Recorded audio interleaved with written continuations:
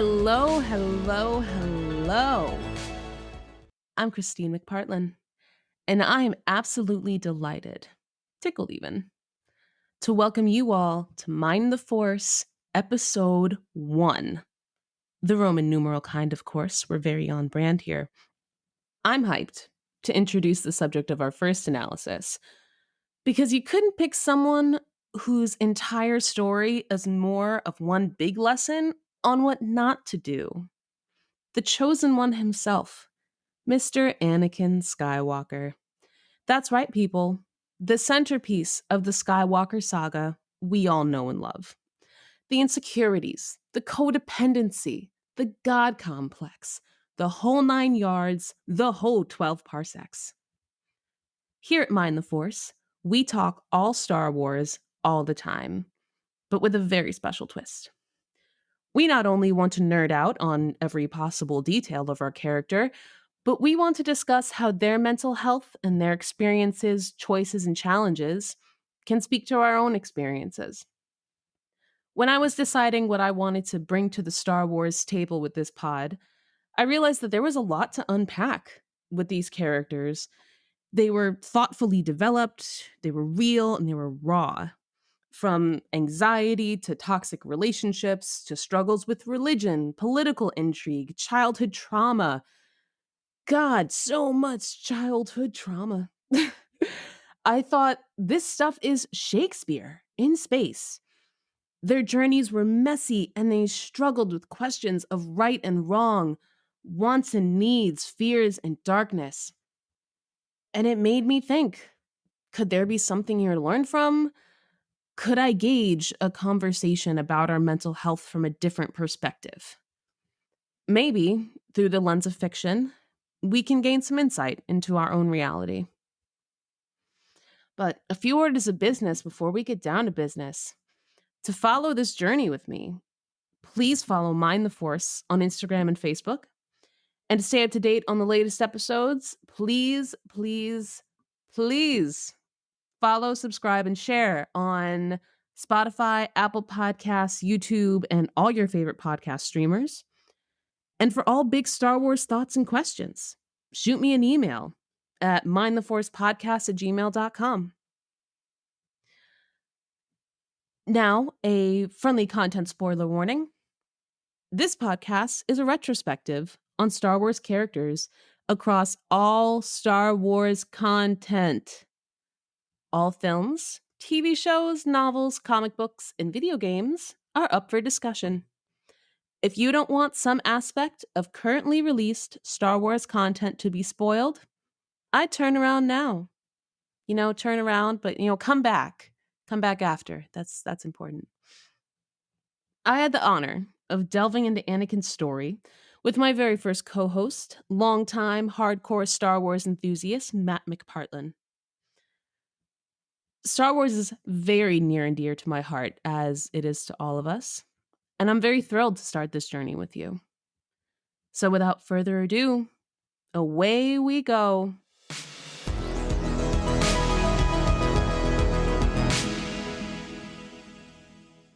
Hello, Matt. How are you doing today? Hello, Christine.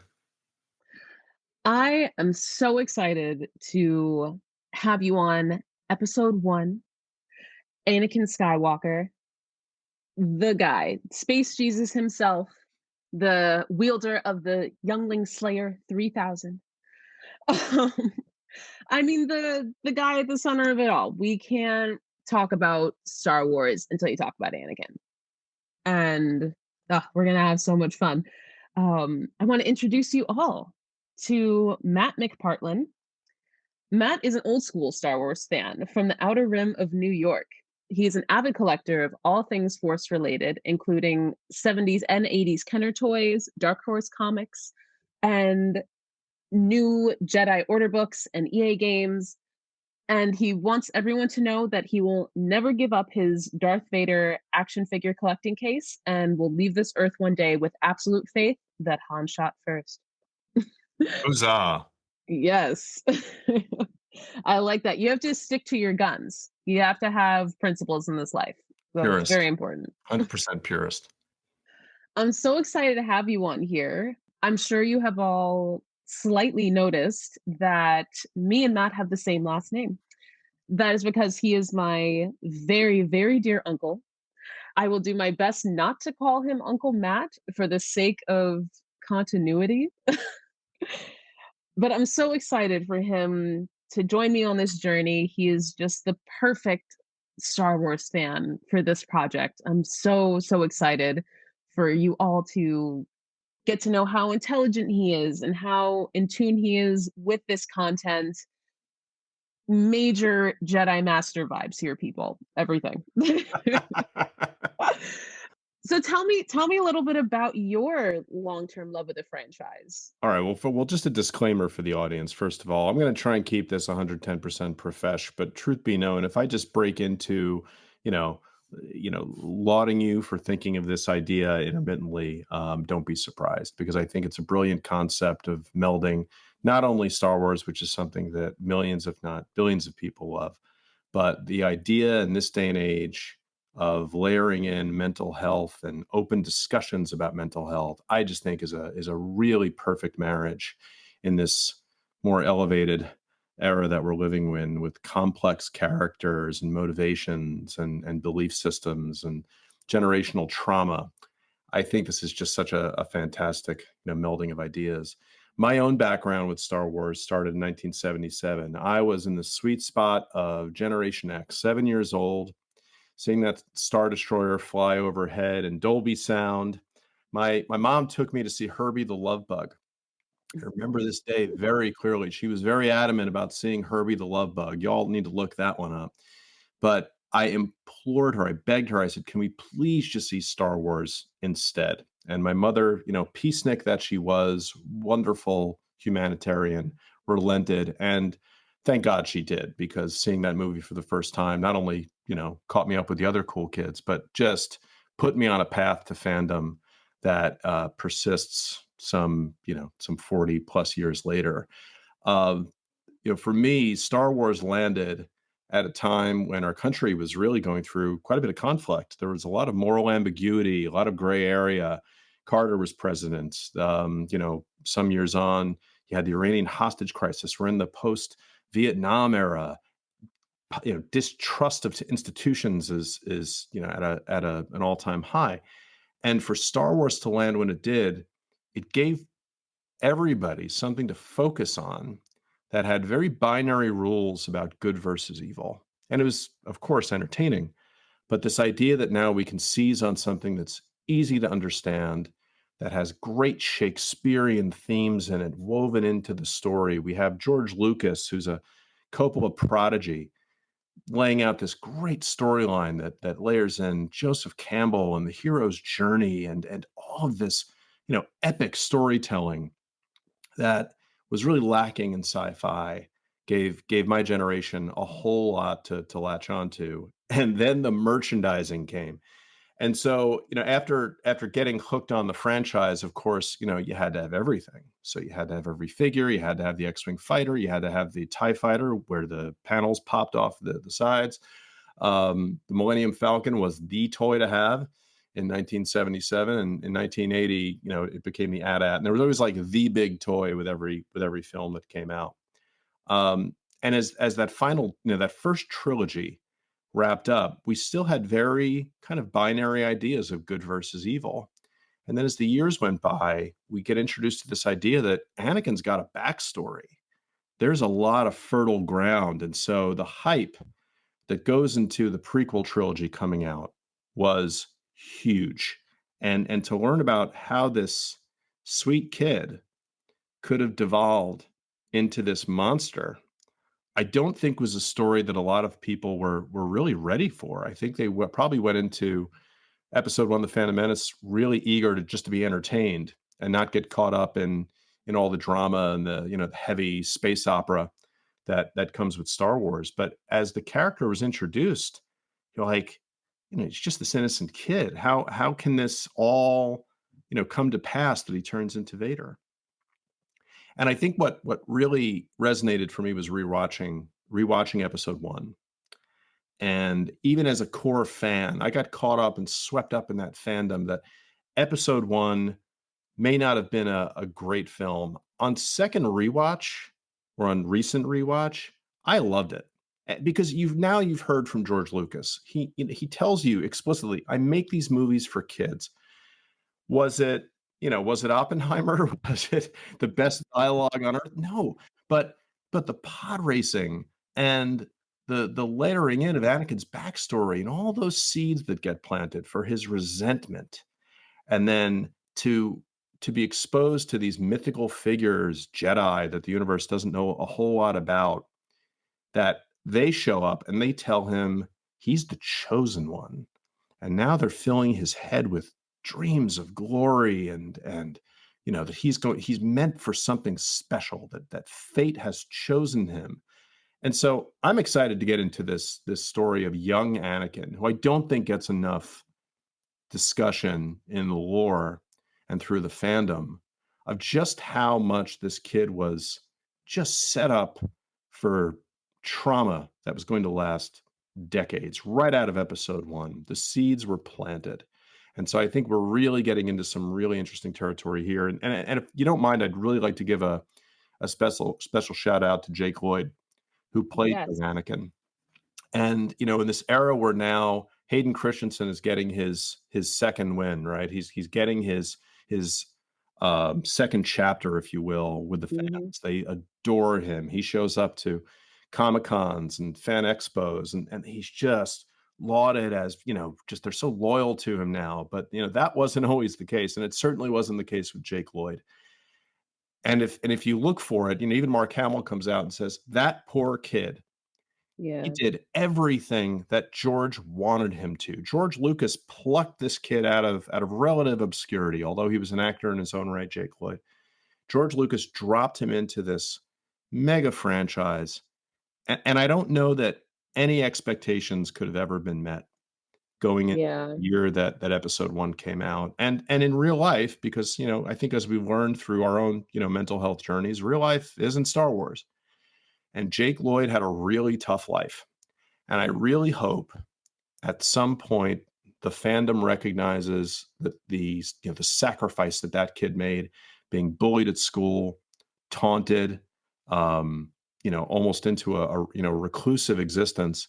And then he had his own internal struggles with, with his own mental health. I won't get into the diagnosis because I want to say I'm not a qualified professional, but he really went into his own mental health struggles that are just heartbreaking to read about now. And unless you are just the most hardcore rabid fan, you have to just take a step back and ask yourself, what if that were my kid? And to be lauded with all that success at such a young age, and then for all of it to just come crashing down and be told, you've ruined the franchise, you ruined the movie, you were the worst thing in it. I mean, I can't even imagine what that would Right. do to a child's psyche.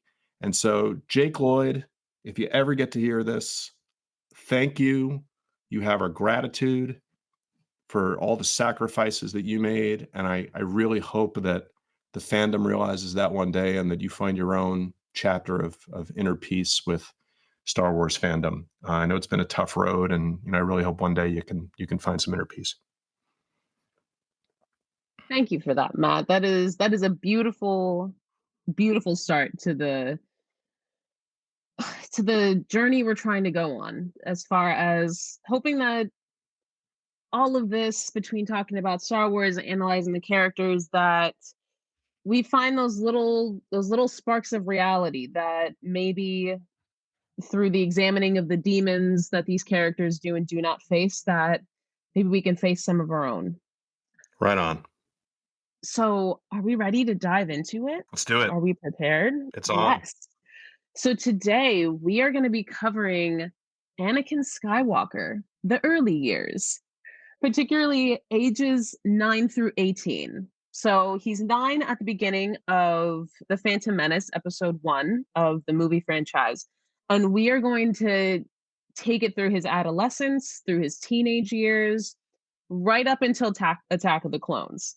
So we're just going to take on the adolescent years this time, which are tumultuous for all of us, and I don't know how I would handle the pressure of being the chosen one and being a space wizard and um having to go from slavery to an orthodox cult to figuring out all of the regular boy emotions and body changes and life changes that come along with that.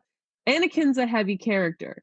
He's lived a heavy life, and which is why the trilogy arc. We thought about doing this in one episode, and that got nixed pretty quickly. So, looking at Anakin Skywalker, first we need to. I think it's very interesting to start with the logic behind his birth, which, like a lot of things in Star Wars, is actually pulled from, at least I think that it's pulled from religious influences. You'll find throughout the entire franchise, there's a lot of George Lucas as well as Dave Filoni and Jon Favreau, who have been really the main creators and content developers over the years, have pulled a lot of Christian influences, a lot of Jewish influences. You'll see Islamic symbolism, you'll see Buddhist symbolism. It really spans the spectrum, which is really wonderful. You can find a little bit of everything in Star Wars. And where it starts out with Anakin, it's right out of the Jesus story that Anakin is immaculately concepted. His mother, whose name is Shmi Skywalker, By the way, the greatest combination of consonants in the Star Wars universe right there. Shmi. right? Shmi So Skywalker. Oh, Shmi, and the slave Shmi Skywalker. hey, Shmi is pretty schmurfy in my book. Right? I could hit you Never. with another 70s reference. I love an alliteration. Yeah, so Anakin's mother's name is Shmi, and Shmi is a slave. At no point do we really get a lot of information about Shmi. We definitely looked for it, even in comics and novels, but there's really no information on Shmi and how she, like, was she born into slavery? Was she captured as a slave later? We don't know. But it is believed through particular through content of the James Luceno novel Darth Plagueis, as well as a 2017 issue of the Darth Vader comics, number 25. A masterpiece, by the way. That whole Oh my run god. was a masterpiece. The ones I've read of it are so good. And they're beautifully drawn, Yeah, really beautifully drawn. yeah. And Dr. Afra, great character, great introduction. Anakin Skywalker is basically born of a very interesting cell magical concept called midichlorians. The old school fans do not want to hear about midichlorians for a variety of reasons, but I have faith in the midichlorians because of Darth Plagueis. So Darth Plagueis, he is the Sith Lord that trains Darth Sidious, who goes on to be Chancellor Palpatine, who is essentially he's our big bad guy. He is manipulating everything throughout Anakin's life. He is manipulating everyone around him, actually. I can't wait to do his episode because he is a very complex guy. So through Force meditation, Darth Plagueis and Darth Sidious are basically trying to manipulate the Force with the power of the dark side. That's what the Sith do. They wield the dark side of the Force. And what they want to do through these meditations is flood the Force with the dark side, as well as blind the Jedi to what they're doing in their long term plans.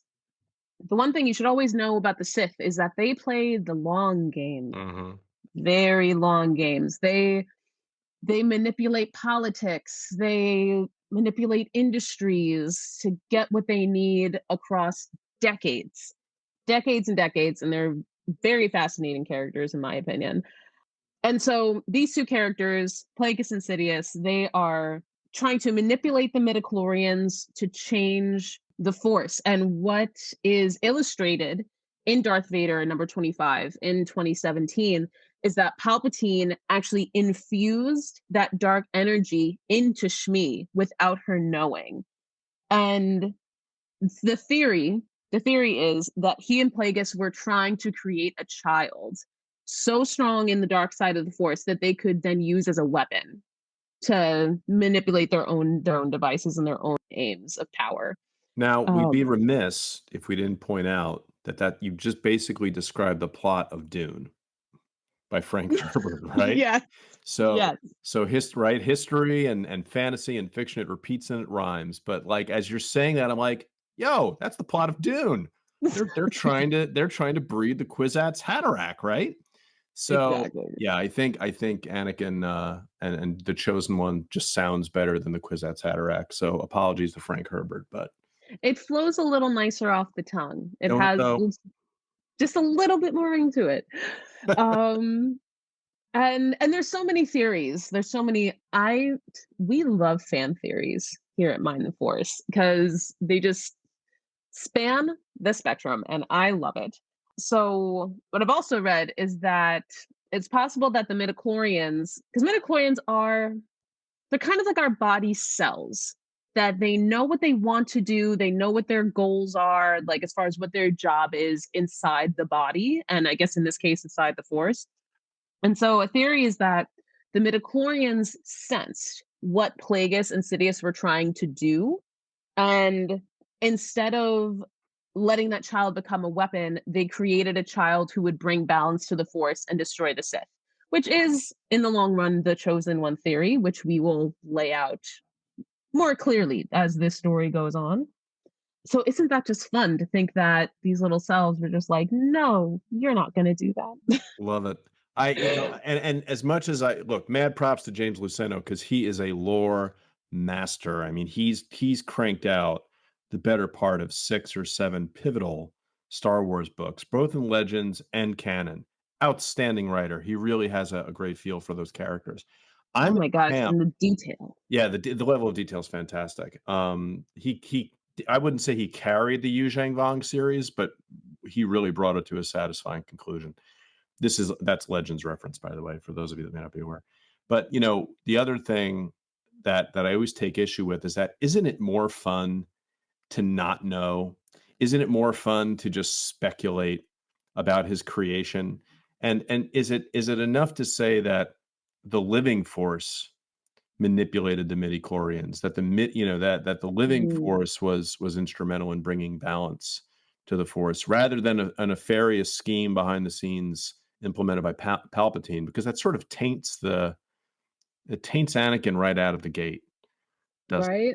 It's heavy. So it? Yeah. things will get heavy here sometimes Yeah. on this show. It'll once we really dive into things.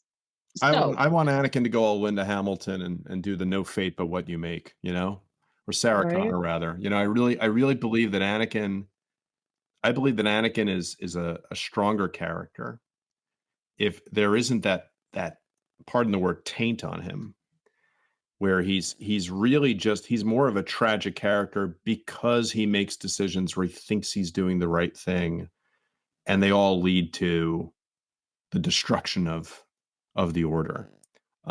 It's a fun thing to interpret, though, isn't it? Oh, absolutely. Questions Absolutely. of fate versus the ability to control our fate.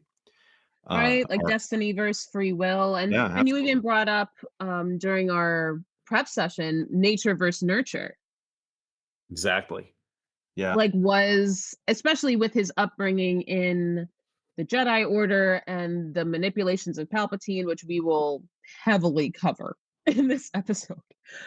So now we're getting into the Phantom Menace, episode 1.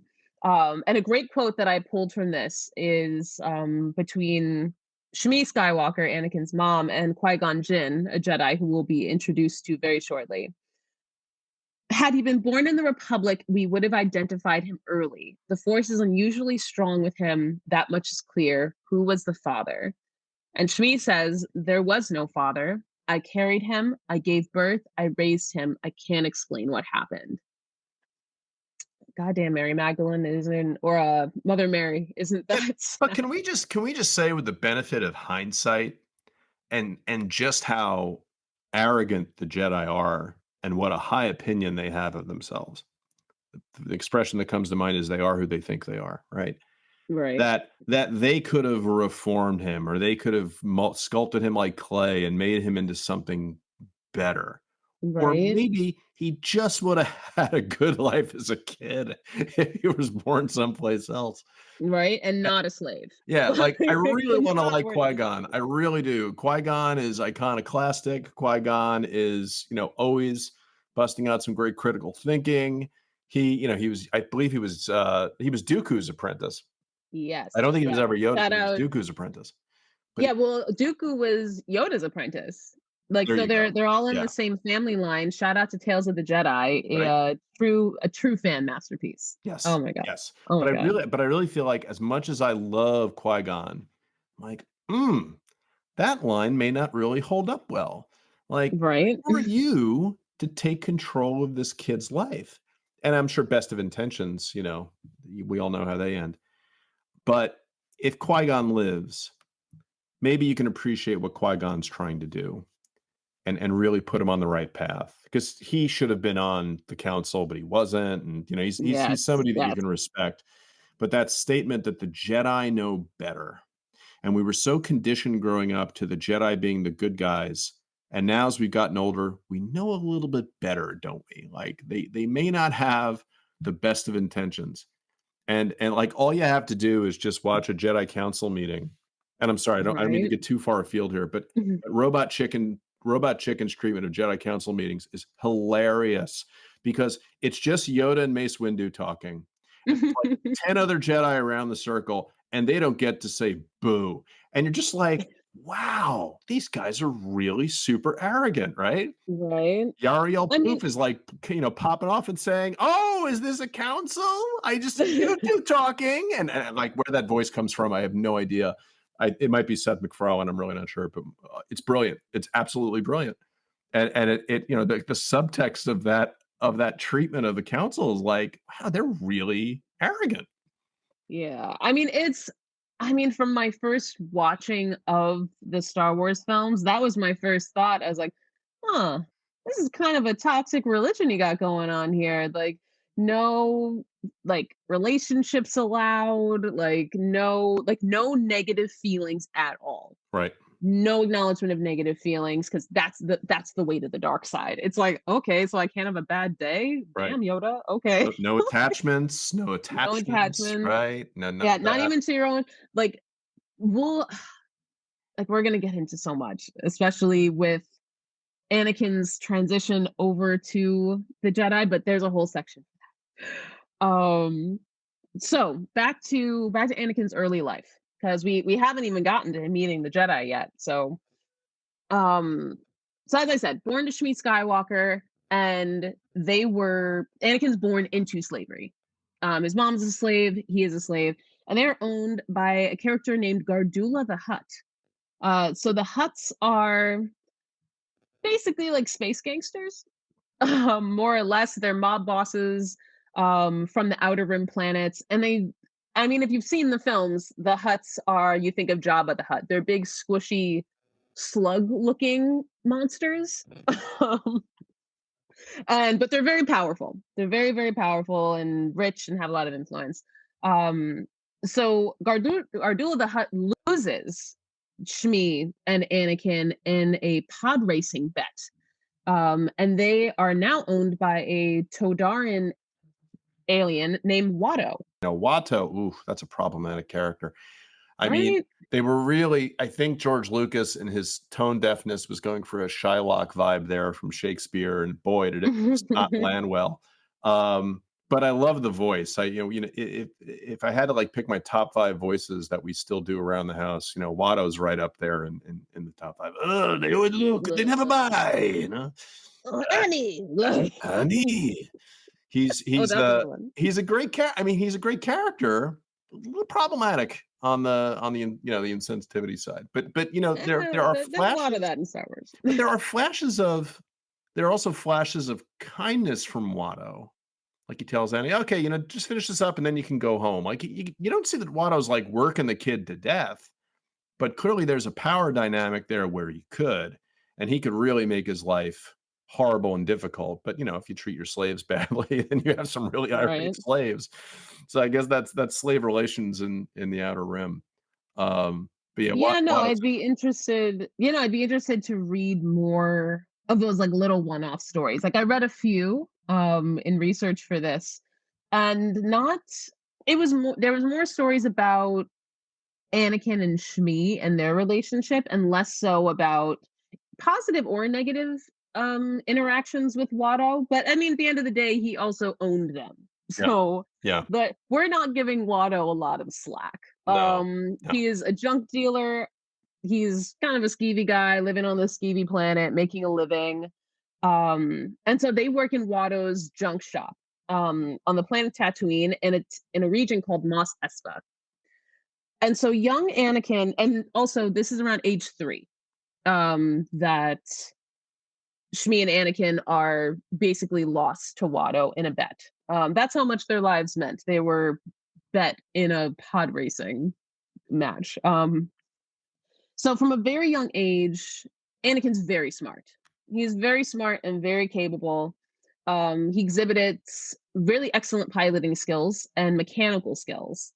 And before the age of 9, because we meet him in The Phantom Menace at age 9, he's already built C3PO, who is another absolutely iconic Star Wars character. Everyone knows him as the very human looking robot who's decked out in gold, like a pimp.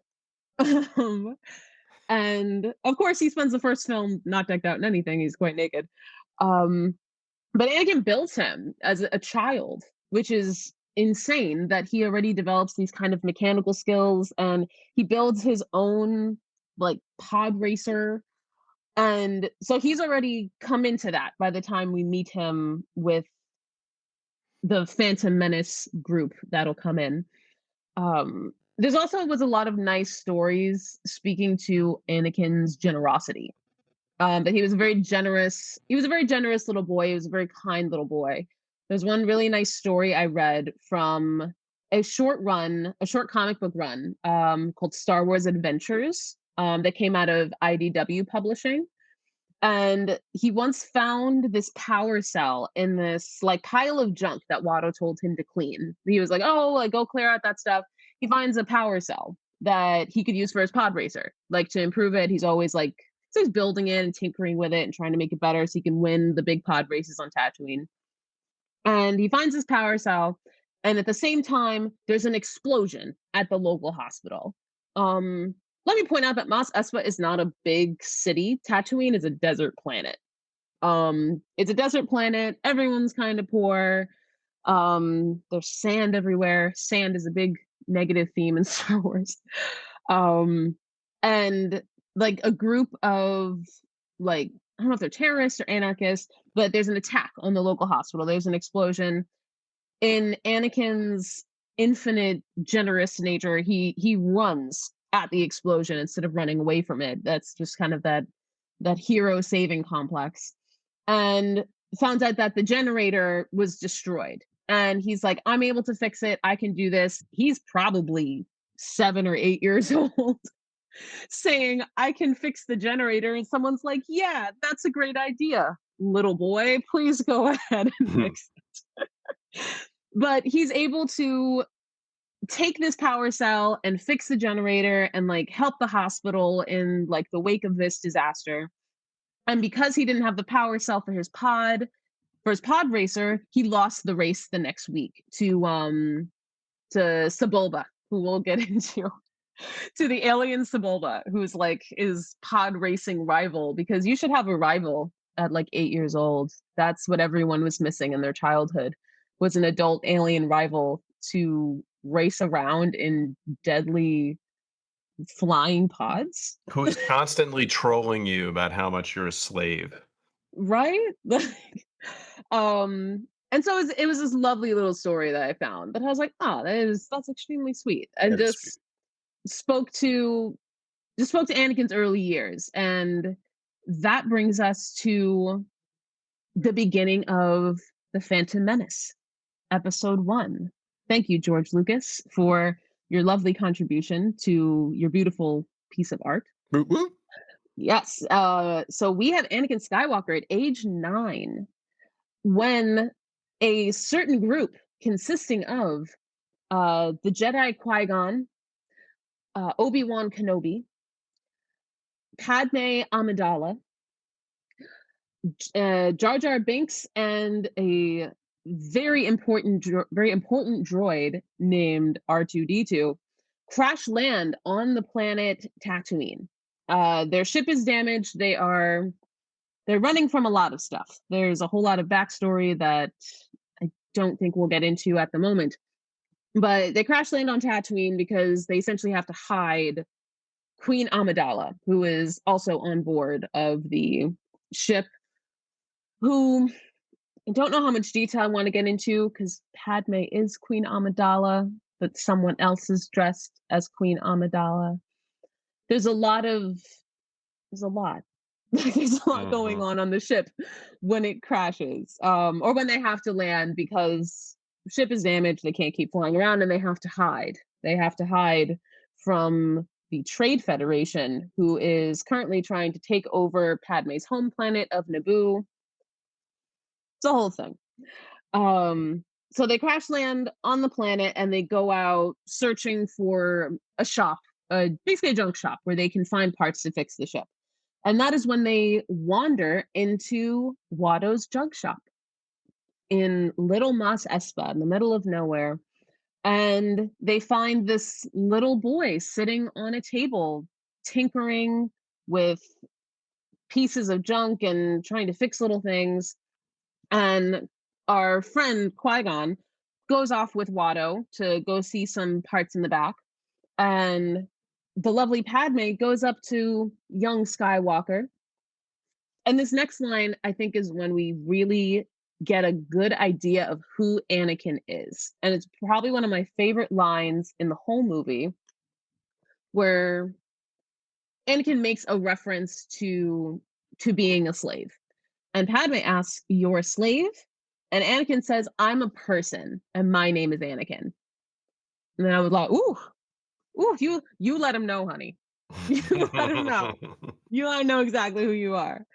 And it's just that natural defiance, that natural acknowledgement of I'm more than my circumstances. I have more to offer than this. Like he knows he's smart and he knows he's capable, and he's just very self-aware about his situation, which I think is a very harsh thing to have at 9. But I mean, it's not. I mean, think about other children who are in hard situations. At what point do you start to have that self-awareness? Hmm. Like that self-awareness of your situation, whether you're growing up in poverty or you're growing up in an abusive situation, or whether you're unsafe, or kids in war-torn countries, or I don't know, any situation where this is my lot in life. And I don't know, just that very negative self-awareness of your situation, like Yeah. that lack of, I don't know what it is. Would it be a lack of safety, a lack of innocence?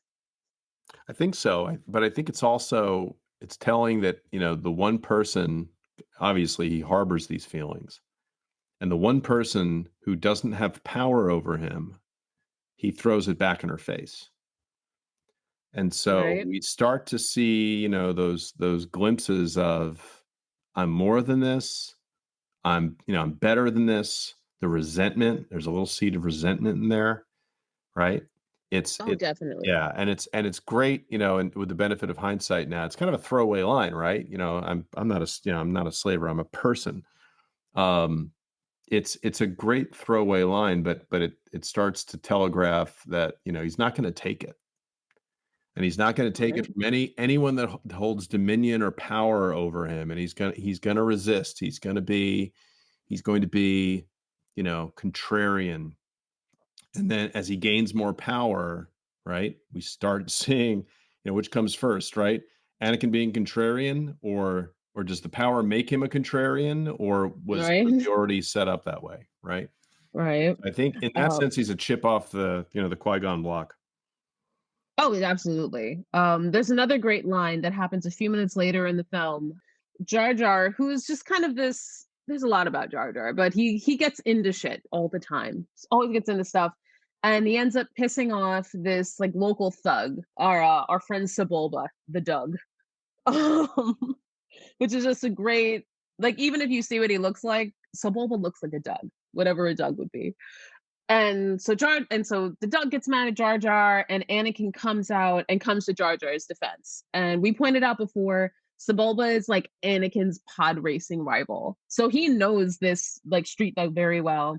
And Sebulba throws it in his face that like pretty much throws his like slave status in his face, like that you know I'm better than you. I'm a better racer than you. You're never going to beat me. You're never going to be anything more. Like, really just stepping on his ego. And Anakin throws back at him, yeah, it would be a shame if you had to pay for me. Like, so it's that self awareness again. Like, he understands his place in the social caste system. He understands that if he wants to get somewhere, he's going to have to put himself there. He's like, I'm a hard worker, I'm smart, I'm capable, but I'm also aware of how the world views me. And I don't know, and it's heartbreaking to see that in like a in just this small boy, and to understand, like, think about how young he was and how he had to put on that hardness. Like he had to be able to stand up to street thugs and adults who are giving him problems or making him feel less than. And he already knew that no one else is going to stand up for me. I don't know, it's sad to see, and it's I mean, so part of his character to have that strong sense of conviction because he never loses that, but I mean, it's clearly hidden behind this shame and this self-realization and this acceptance of his reality. Yeah. And I mean, he dreams of bigger things and wants to work hard for bigger things. But I mean, you shouldn't have to worry about that at 9 years old, and it's just his whole situation is quite tragic from the beginning. Yeah. But then we move. But Oh, sorry. he's built up a thick skin. I mean, clearly Yeah, he's built up a thick skin because it's not just Watto that's putting him down and holding dominion over him. It's Sebulba, it's the other racers. And surprisingly, there's not a lot of lore about his life on Tatooine other than that film. And so we're kind of left to fill in the gaps, right? yeah, We really have to kind of fill in the gaps about, well, he's got friends clearly. He's got a couple of friends that are human, that are non-human. He's got a community that of other slaves that live in Mos Espa, and they're modest little adobe dwellings, right? With the multi-floor the multi-floor layout. Gotta right, love the architecture. So Watto's clearly at least putting a roof over the head of his slaves. Well, hey, good for him. But right. he does have institutions. At least he does have institutions that are supporting him, even in the context of being a slave. There's a book where a similar character, and it's legends, but it's a book called Rogue Planet, and you meet 12-year-old Anakin. And I won't get too far afield here, but you meet a similar character to Sebulba, who's a hunter called a blood carver. And the blood carver just knows exactly what buttons to push with Anakin, constantly calls him a slave, constantly is just always sticking in that shiv, that contemptible, you're just a slave, like you're nothing, and dehumanizing him.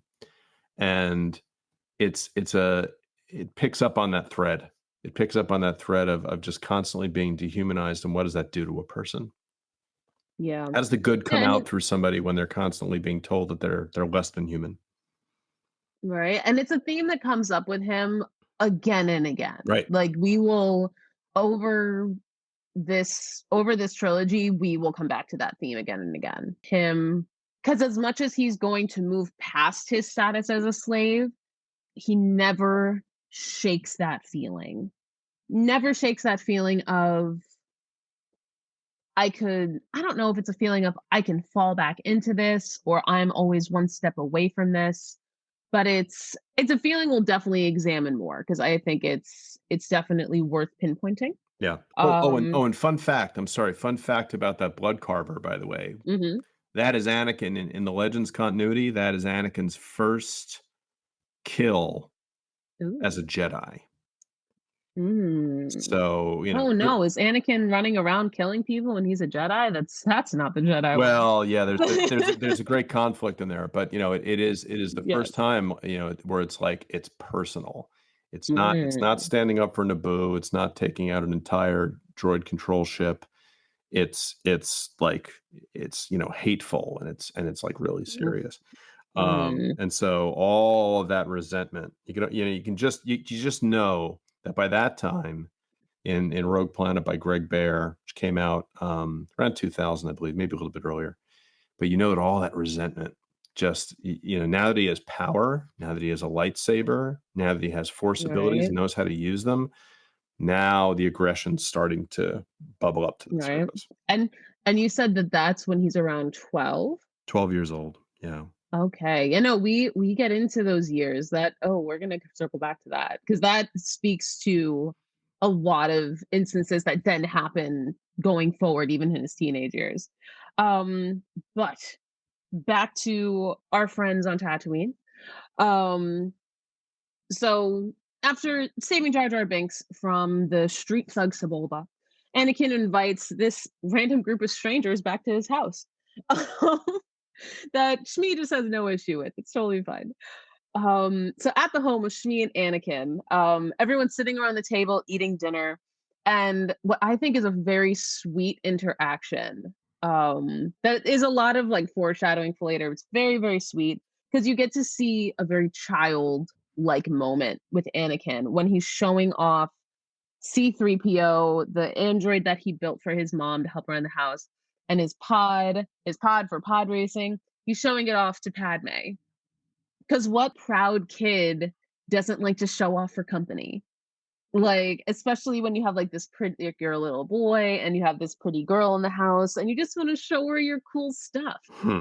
because you're proud and you want her to think you're cool and that you're interesting. And it was just such this sweet, genuine moment that I was like, see, like that's you know what, he's in his home, he feels safe. I guess he's feeling safe with these people. And he gets to let his guard down a little bit and just like kind of be a kid. And I don't think he gets to do that a lot. Yeah. And I thought it was very, very tender. Um, and so after he does that, he's everyone sits down to eat. So it's Anakin, it's Qui-Gon, Jar Jar Binks eating fruit with his strange long tongue, Padme and Shmi all sitting around the dinner table, Blue milk. and I hope there's right some with the blue milk. tell me there's blue milk in that scene. There's gotta be blue milk in that scene.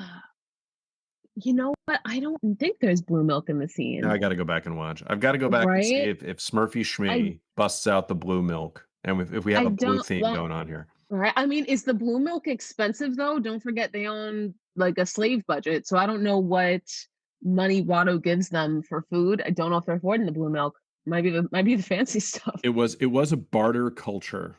So there's a lot of That's bartering going true. on in Mos Espa, and there is That's there is some true. lore where Shmi, busted out some treats, but it was all based on trade and bartering. And by the way, Okay. what animal did that blue milk come from? Is that ever revealed? Or are we I talking like mean, space there's a powdered lot milk? of Is this different Parmalat? What are we talking here? maybe it's like a Kool-Aid, like additive. It's a powder. Maybe it comes I mean, there's a lot of different kinds of cattle. I can imagine maybe it comes from one of those. This is true. This is true. um, Maybe it's coming from a sandworm if you can try to milk that thing. So they're sitting around the table and Anakin and at this point Qui-Gon can kind of sense that there's something special about this little boy. Because he tells Qui-Gon that he dreams actually no, he calls Qui-Gon out for being a Jedi. Because he says, I saw your laser sword in the market, and only Jedis carry weapons like that. And Qui-Gon just kind of lets his guard down. He's like, this kid's smart. Like, I think it's okay. And I kind of have my feelings about him. And Anakin tells him how he dreams of being a Jedi and freeing all the slaves, which I think is just it's another beautiful, tender moment of him just being a kid and being, this is what I dream about, and this is my goals. Like he and like the more that self-awareness of He's like, I wouldn't go get money, I wouldn't go get power, I would come back and free all the slaves. He also talks about how he's the only human who can enter the Tatooine pod races, because he has senses that are sharp enough, which is another clue to Qui-Gon that this kid is force sensitive. Because it's like the pod racers that we've spoken about several times are these basically like a floating motorcycle. Like doesn't have wheels, it flies like low to the ground. These in the races, they're going like 600 miles per hour. Yeah. I looked up how fast a pod race is. And I love it because And it's such a if you know George Lucas's film history, it's just such a great callback to American Graffiti and hot racing and drag racing and that's stuff that George Lucas grew up with in California. yeah, And it's such a you have to really rewatch that sequence because for late 90s CGI, it's pretty darn good. it's pretty Uh, good. yeah. I feel like we've seen some CGI nowadays that is not as well done. Because those pod scenes are crazy. Yeah. And Yeah. they're zooming and they're going in between all of these rocks and over all this terrain, and they're also like And attacking each other the like Tuscans are Mario Kart shooting at them. style. The Tuscans are shooting at them. The That's the Tuscans, best. the Tuscans who would not be humanized into the Book of Boba Fett. Like before that, the Tuscans were not well regarded. Um, yeah, so he's the only. So imagine like a 9-year-old kid on a flying motorcycle going 600 miles per hour in a race with like other alien species who are all like basically trying to kill each other. And yes, so he has the senses smart and like sharp enough to do this, and he's the only human who does it. I'm not sure why they let a 9-year-old boy enter this race, but Tatooine's a pretty lawless place. Like, what are you gonna do? Um, and so then Anakin gets the idea to basically help the group get the money for the parts they need by winning the money in a pod race.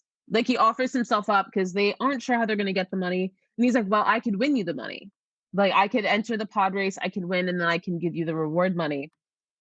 And that's how he could give back, is to use his capability and try to win the money for these people he just met. Like, really think about that. Like, he met these people maybe like an hour or two ago at the shop.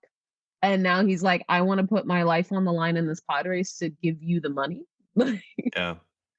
Like, that's very thoughtful. Like, what I think is very interesting is a scene that happens next when he's working on the pod. So he's out in the yard outside of the house and he's working on the pod that now he knows needs to be good for this pod race. And the other kids are around. It's really one of the only scenes where you see young Anakin with the other children on Tatooine. And you kind of assume that they're their friends. Like he has like one, maybe two kids who I think he considers friends. And but the others don't really believe in him. Like he's like raced in other pod races before and he's never won. Like something always goes wrong with his pod or Sebulba beats him. And the other kids like don't really believe that he's going to win the race this time. They're just like, yeah, okay, Anakin, whatever. Like doesn't really click well with the other kids. Like you can there's definitely this very, I think, regular child sense of wanting to be accepted by your peers, of like wanting their approval, wanting their admiration. And I mean, I think we all go through that, like wanting the popular kids to like us, wanting to make friends, like that natural human social nature that I think we all go through, especially as children.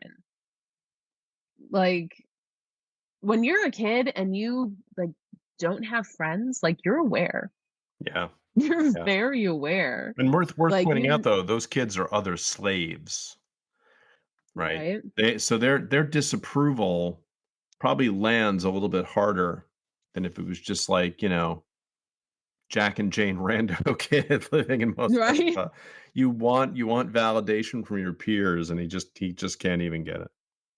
Right? And the funny part is this like because I mean in hindsight as an adult, I'd be like, "Where's your pod racer kid?" Like you're not. You're not sitting here doing anything great. Like I built this myself. Like you don't have, shit. So why are you getting on me? Hmm. But you don't have that kind of insight when you're 9 years old, growing up with nothing. Um, you just know that you're not feeling seen. Like you're seeking the validation of others, and really aside from his mother, I don't think anyone gives Anakin any validation. Like if you think about, because Watto's not gonna validate him, like you don't want your slave to think too much of himself. So he's not getting it from Watto. He's probably not getting it from the people in his community. I mean, maybe sometimes, like when he does kind things, but we don't have direct examples of that. He's not getting it from these other kids. It seems like he has one or two friends who like stick by his side, and that's very sweet. He But all has these no other father kids are just like, figure, right? He has he no has father figure no he has until Qui-Gon no comes along, father figure. right? He has no father figure. That brings us back to my favorite topic, the midichlorians. Because I have no issue with them, and they're important in Darth Plagueis, so they get to be valid. I don't care what anybody says. So that afternoon, while working on the pod, Anakin cuts his arm, and Qui Gon Jinn tends to it in what is a, a very important and quiet interaction between Anakin and Qui Gon. So he cuts his arm, and Qui Gon is tending to it and takes a sample of Anakin's blood. He sends the blood back to Obi-Wan Kenobi, who's sitting in the ship in the middle of the desert with all of Padme's handmaidens and who they think is Queen Amidala, and just chilling on the ship, I guess, while, while everyone else is in the town and like getting fed by Shmi. And I don't know, is there food on the ship? Like, are they good? I don't know. And by We the don't know what's way, going on. Obi-Wan, this is the things you discover on a rewatch. Obi-Wan says when getting this news from Qui-Gon, why do I have the feeling we're going to take on another, and I think he says something to the effect of pathetic creature, He does. Yes, right? he does. Oh, And I mean, I think that's another shot at Jar Jar Binks, because I guess like they already took Jar Jar with them when when they were going to leave Jar Jar with his people who were basically going to torture and kill him, and Qui-Gon saves him by being like, "Oh, no, he has to come with us." And so shot at Jar Jar and like shots at Anakin. So rude, yeah, rude Kenobi. totes. Right. So he sends his blood sample to Kenobi, who discovers that this young boy has more midichlorians than anybody has ever had, even more than Jedi Grandmaster Yoda. So it turns out he is just like off the charts force sensitive.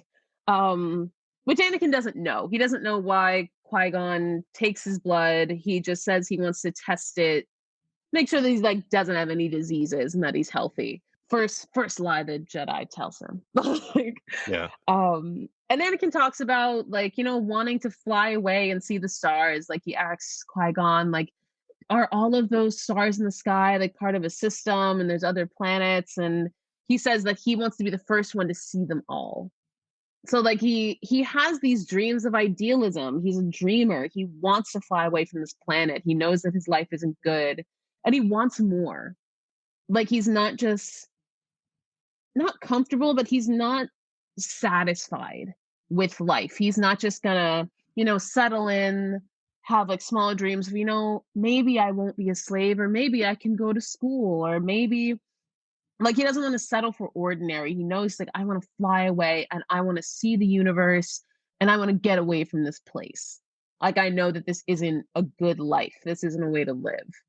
And he knows that from an early age. And I think that that's a very important aspect of Anakin's personality, that he wants more and he knows he can have more. And what we'll see is that that isn't always to his advantage. I think it's like one of the aspects of his personality that will push him to the extremes that he goes. Of course, in tandem with being manipulated and people not having his best interest at heart. But it's a theme we see over and over again. Yeah. Anakin wanting more and knowing he can go and get it. When he's nosediving, and I know I'm jumping ahead, but you see that there's some unhealthy attachment to a death wish. Oh, absolutely. because when he's flying the speeder and he's in the nosedive in the speeder in Coruscant and they're after the bounty hunter and he just starts laughing. And that moment always bothered me. But on rewatch, it's like, well, it's actually kind of a natural reaction. Like this is how he's getting his thrills. Right? You Yeah, know, it's adrenaline seeking. yeah. Like, 10 years on, now it's he's like more confident. But as a kid, he right? knew he loved it. He just didn't relish it. Like that would have been kind of Right? creepy if he's hanging out in the pod as a 9-year-old and he just starts cackling while he's in the pod. Like I think it would have made for kind of an interesting moment in the film. But I Right? don't think he's confident in his own power yet, where he knows that he could just laugh off something like traveling 600 miles per hour. Right? That he, like, has those instincts to do that. Like, even just think about, like, the reaction time of, like, Formula One drivers. Like, I know I've seen a few interviews with some famous drivers, and they just talk about the athleticism behind it and, like, just how fast you're going, and that you have to have, like, certain instincts, and you have to have reaction time, and just all these different, like, athletic and mental factors that come into play, and imagine that, but, like, 4 times as fast. That's a rush. That is a rush. I am personally not an adrenaline seeker, but I respect you guys who do. Like roller coasters, never on my life. But you enjoy. So now we're on race day. So we are at the pod race. It's the Bunta Eve Classic for you in pod racing enthusiasts. Which is a huge it's like a huge deal on Tatooine. It's this big, like it's a race that like celebrates this big holiday on Tatooine. So everyone is there. It's this huge crowd of people, and several pod racers that are going to be in this race. The race happens. It's an absolutely crazy scene when all of you who have not yet watched The Phantom Menace go and watch The Phantom Menace after you listen to this podcast. And play the game Racer by LucasArts, please, because that's a fun game. And you can play as Anakin or Team Pagales or any of these names that sound like they were like made up by, like hitting names on a dartboard. Dud Bolt and Sebulba and some of these others. But yeah, it's a great game and it's a great moment in the film. Right? It's like imagine like Mario Kart, but like more fucked up. Like, and so this crazy race happens, and it's actually funny because at first Anakin's pod doesn't start, and then he gets it to go, and he just catches up, and he wins the race. I can't go into the action details of the pod race, but he wins the race, and it's very important because it's the first time that he is praised by the community. Everyone goes absolutely nuts because one, he beat Sebulba, who was like favorite to win. Like Sebulba always won the races, and everyone had all the money bet on him. And it's like at the end of the race, it's Anakin and Sebulba, and they're duking it out on this like expanse of desert, just racing across at 100 miles per hour. And Anakin wins. Like Sebulba's pod falls apart, Anakin crosses the finish line, and everyone loses their shit. It's his first time, right? And it's his first time being praised by the community. Like people come and like lift him up on their shoulders, and everyone's so excited and so proud of this young boy who just blew everyone out of the water. I think there's a lot to examine here with one how how children process praise in general, and two, like how a child who has received nothing but negative feedback would receive praise for the first time, and what that would, and like the conflict that would bring to their self-esteem. Like that would, like it feels so good, and it's probably that first time he's having that like rush of like positive endorphins, just that like rush of excitement mixed in with the adrenaline, everything that his body's already like processing, and then to throw in him winning and receiving all this praise, it must just throw your body into absolute overdrive. Like I can't imagine. And who put him in that position? What Mr. Qui-Gon Qui-Gon Jinn, Jinn. Yeah. the one and the The only. first father Oh, figure in his life put him in a position to win that he never had before.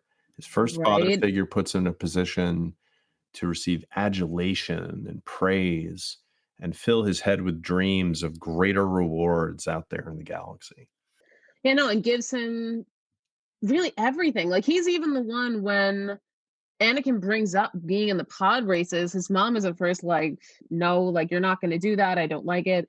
And Qui-Gon backs him. Qui-Gon's the first one to say, "Yeah, like, okay, let's do it." And just to believe in him so much, and that's the first time that Anakin's getting that validation from a male adult figure. Because he has the love of his mother. He has that motherly love, that soft love, that validation from that side. And we all need that. Like, but we also all need that balance. And especially as a little boy, for him to get that male validation. I mean, it's the balance of the force. How It's many how many young men did you know growing up?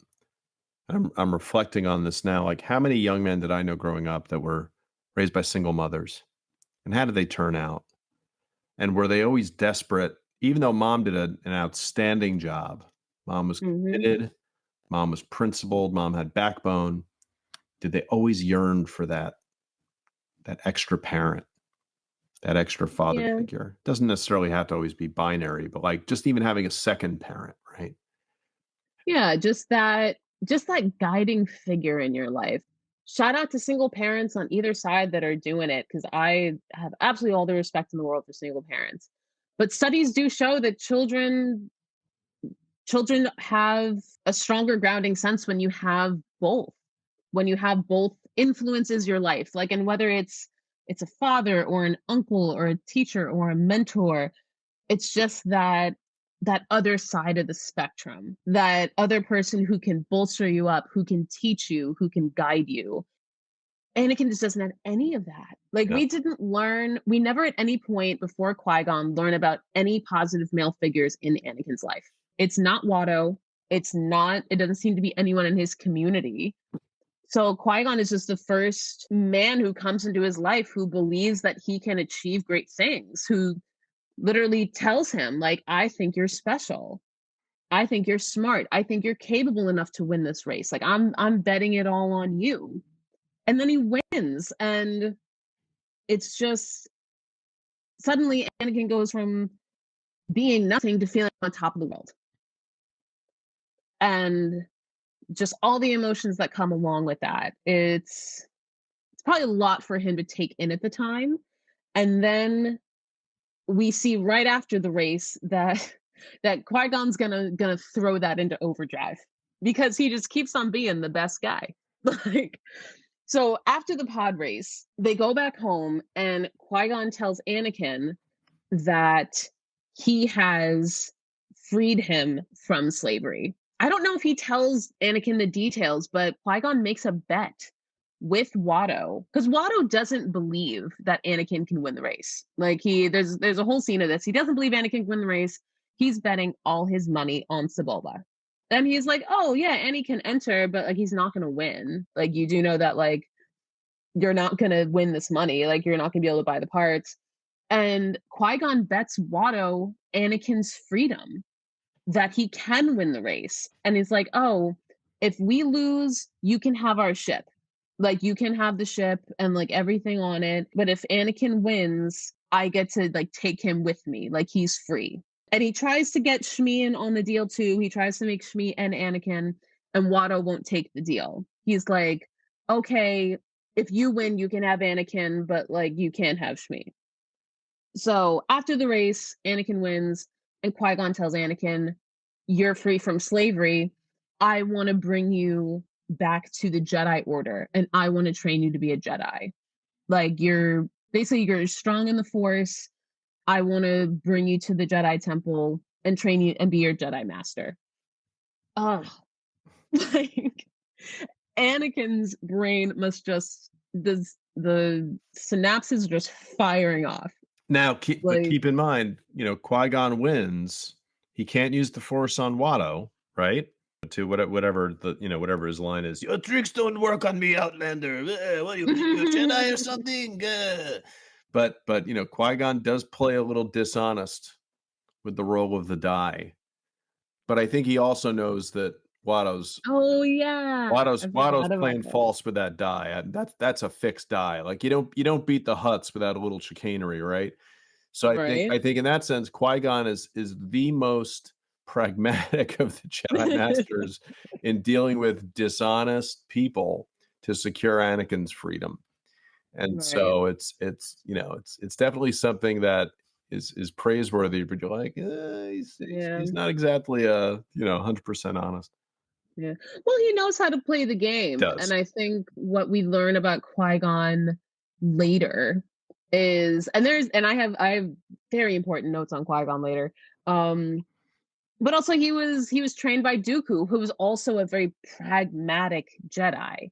But it leaves Qui-Gon very, very self-aware, very grounded in reality, and not idealistic like some of the Jedi can be. And I think that serves him well and serves him well in this situation.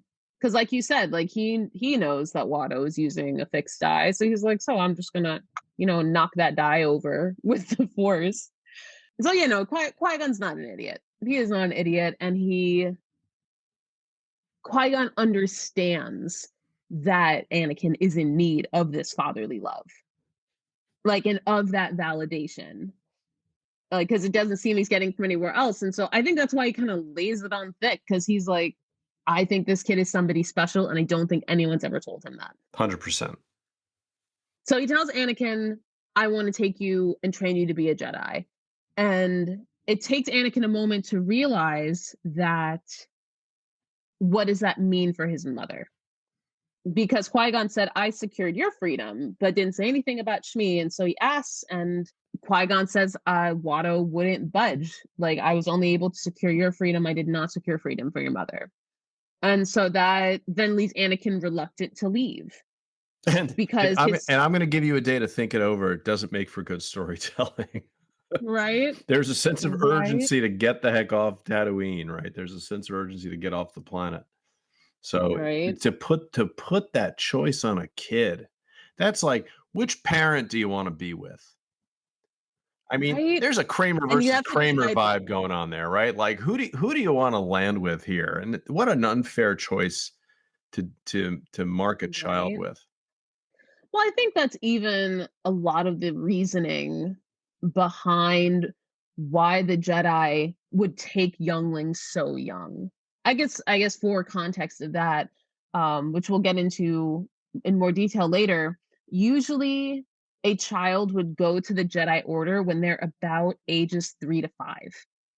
And so no other children who are going to be Jedi younglings are making this decision of leaving home, because they're not,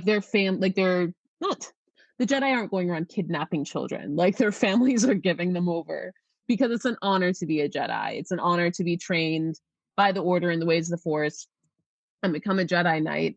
So families do give their children over once the Jedi come and identify, hey, your child is Force sensitive. They can come and train and be a Jedi. So the fact that Anakin's even being proposed this situation of, oh, you can come, but you have to like leave your mother behind. This isn't a typical situation, because then it wouldn't be a good story if it was a typical situation. That's right. That's right. So he's upset. He's dismayed and confused why his mom can't come with him. It makes him very reluctant to leave. But Shmi tells him to go. Shmi understands that this is the only way that my son can be saved. I can't free him from slavery. I can't really do anything to improve our situation, but here is an opportunity. I mean, like any opportunity, whether it's sending your child off to college, or whether they have a good opportunity with a mentor, or to travel, or just to go do something different or better. That's the position that she finds herself in, and she says, like, you have to go. Like, don't worry about me. I'll be fine. You have to go with this man. And Anakin promises to return and free her. He says, I'm going to come back and I'm going to free you, which is a big thing. Like, Anakin takes a lot onto himself as a child, and to say and to feel that it's your responsibility to come back and free your mother from slavery, it's a heavy thing. It's a very heavy thing. And it builds up Um, over 10 years. right? Oh yeah, Oof. absolutely. Imagine dreaming every night while you're far away off on Coruscant, you're training to be this great warrior, this great Jedi. You're told you're the chosen one, and on your bucket list of things to do is free mom. And Right, that's gotta come up at some like, I know I'm gonna get to it. I got all this other training I'm doing, right, but I am gonna get to free mom, and it just goes right. on and It's on on and the on. list. For 10 years, it's on the list. Meet a girl, right? Go out Right, go out to still on the some list. funky alien noodles with, space ramen with Padme, and then I'm gonna get back, Right. and I'm gonna free mom at some point. Exactly. So Shmi says as her son is parting, "Be brave and don't look back." And so he goes. He leaves with Qui-Gon, and as they're departing and they're going back to the ship on the outskirts of Mos Espa to fly away, the ship's been repaired at this point. Anakin and Qui-Gon are attacked by Darth Maul. Mm. Oh, Darth Maul, you bad boy. I have our Mind the Force mascot sitting right with me. For those of you who do not know, Darth Maul's a big character. I have his bobblehead sitting right next to me because he's my favorite character. You would not know from this film because he has like two lines and mostly just does a lot of lightsaber battles and like attacking, but they flesh out his character heavily Mm. in the animated series, and he is just the best. I'm waiting for the Darth Maul show. I really hope they develop it because I think it would be amazing. His whole story is crazy. Yeah. So they're attacked by Darth Maul, who, if you have not seen the film, he is the red-faced guy with the black markings and yellow eyes and horns. Quite the little scamp. So Maul battles with Qui-Gon. Anakin gets on the ship, where he actually meets Obi-Wan Kenobi for the first time. Where Anakin, I believe he says, "It's so nice to meet another Jedi," which I thought was a charming little line. Hmm. And so then they're flying away. Qui-Gon is able to get away from Darth Maul. It's a very superficial interaction battle. He's able to get on the ship, fly away, and Maul is left there brooding the way that he does. So now we're on the ship and we're on our way to Coruscant, which, for context, is basically the capital planet of the Republic. So where they've been on Tatooine is in an area called the Outer Rim. And so it's basically the planets kind of on the edge of the galaxy, where most of the planets in the galaxy are members of the Galactic Republic. Am I saying that right? I know it's the Republic, but I know because it's the Galactic Empire later on. But It is technically the old republic, but the thank you. republic does not have jurisdiction over every world, especially the Yes. outer rim worlds. So they only have jurisdiction over what are called the core worlds and the mid rim worlds. And you hear these name drops throughout the trilogy: Corellia, Alderaan, Hmm. Malastare, Nemoidia, right? So these are all the core worlds that make up the Republic. Hundreds of worlds, it's probably hundreds if not thousands Hmm. of worlds when you look at the Senate. But it really is. It's like going from living in a rural village in the Andes in Chile to going Hmm. to New York City. I mean, Yeah. it couldn't be more different. And now you're pumping the kid full of, this. You've just taken the kid to Oz. Just like sensory overload. Like Coruscant is a city planet. The entire like there is no like suburbs or rural areas of Coruscant. The entire city is a planet. Like if you live on the surface, pretty much if you live on the surface, you have money. Like that's where all the dignitaries live. That's where all the rich families live. But there is these very interesting like almost like the ghettos of Coruscant are just like in these holes, like the underground. It's like these gigantic cavernous holes, and people just like have homes that are in the side of the holes, and there's bridges that go across and these little roadways, and you just live in different. It's like if you don't have money to live on the surface, then you just live in these cavernous Pits. holes, like Right. pits. Yes, thank you. And that's where the majority of people live. Like that's like whether it's I think the poorer you are, the lower down in the pits you are. It's a very interesting infrastructure on Coruscant. But what we see most of is ships flying around on these like huge air highways and these like amazing like urban constructions on the surface, this glittering city world is Coruscant. So they're on their way there. And a very beautiful interaction between still 9-year-old Anakin, and at this point, 14-year-old Padme. I have not pointed this out. 14-year-old Padme, who we do learn later on is Queen Amidala of Naboo. Naboo, I look forward to learning more about their government structure because they at some point start electing child queens. And That's so right. Padme is the queen because in Plagueis they don't do that. They have like a king and he's an adult. And I don't know at what point they adopt this process of voting. Like it's a voting system, so it's a democracy because Naboo is part of the Republic. They nominate these young girls to be queen. So when we meet Padme, she is Queen Amidala of Naboo at 14 years old. She is the head of her state. And it's not funny. An Makes total intergalactic sense. planet that values young women and nurtures their development and puts them in positions of power? A Well, twist. what a world. What a world. And so she's also dealing with the fact that like her planet is currently facing like violent occupation from the Trade Federation. That's like where the start of the movie is. We skipped over that because it had nothing to do with Anakin, and this is his story. So she finds him on the ship, like alone and cold. I guess no one has bothered to give Anakin a bed for whatever reason. They just brought this little boy onto the ship, didn't give him a room, didn't give him a tour, just kind of left him in the common room, and he's cold because he comes from a desert planet where it's always warm and it's cold in space.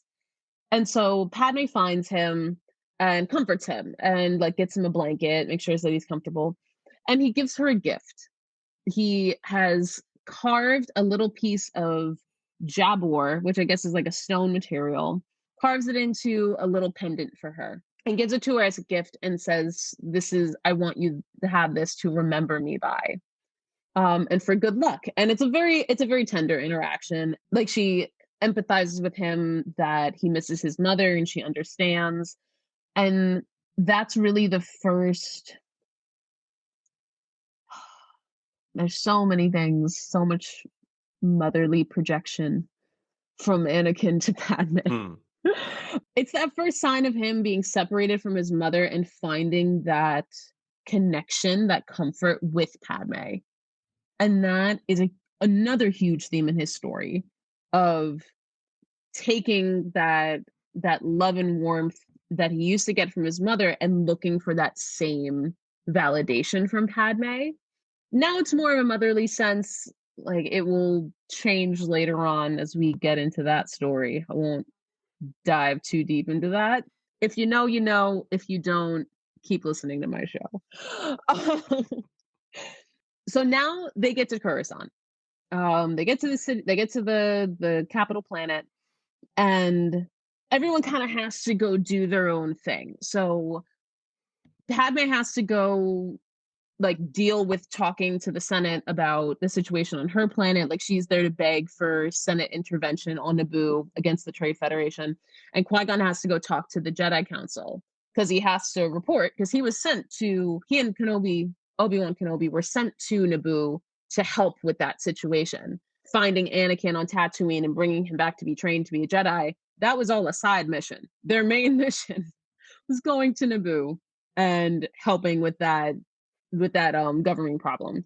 So Qui-Gon goes to the Jedi Council to report what happened on Naboo and how they basically rescued the Queen and brought her to Coruscant to make her case to the Senate. And he also presents that he found Anakin on this planet and wants him to be trained to be a Jedi.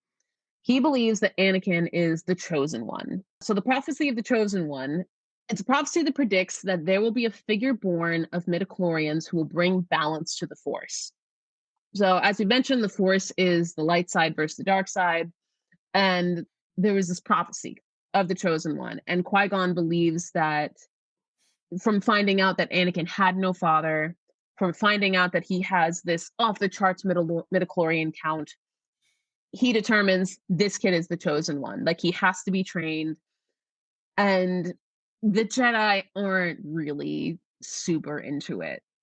They're not into it. As we mentioned before, the Jedi Council, consisting of Yoda, who we all know and love, Samuel Jackson as Mace Windu, and a few other key players, they're not really feeling the idea. They're not into it.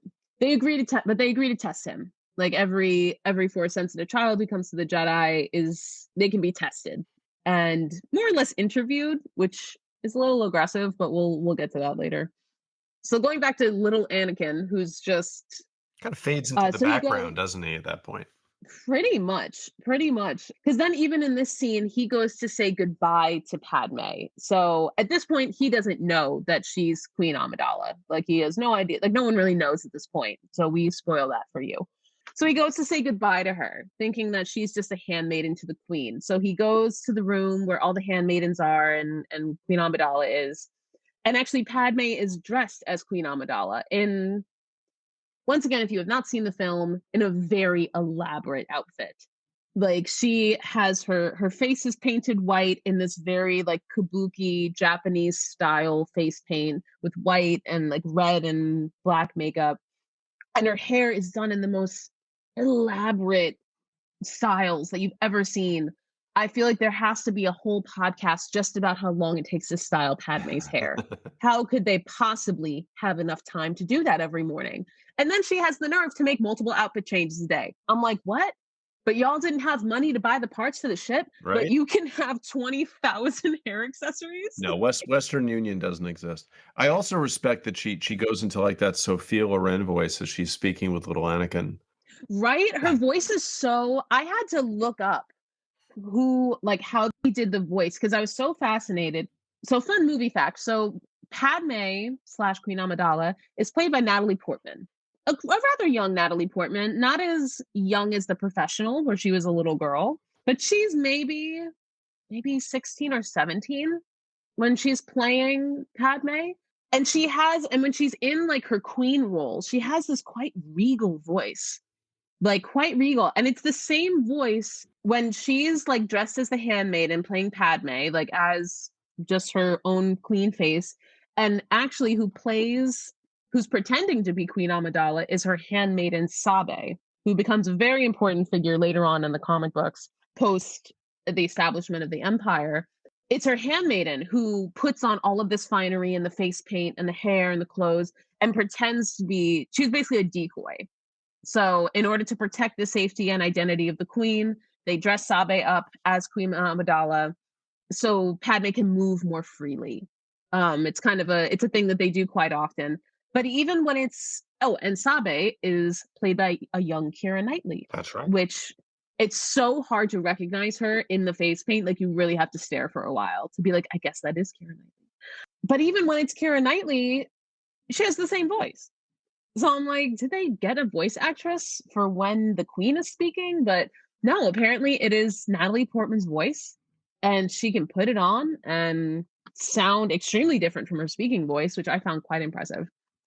So yeah, she puts on this like it's almost sultry. It's sultry and authoritative. Oh, when she's speaking as the queen. So Anakin goes to say goodbye, and it says, "Oh, I wanted to say goodbye to Padme before I have to go."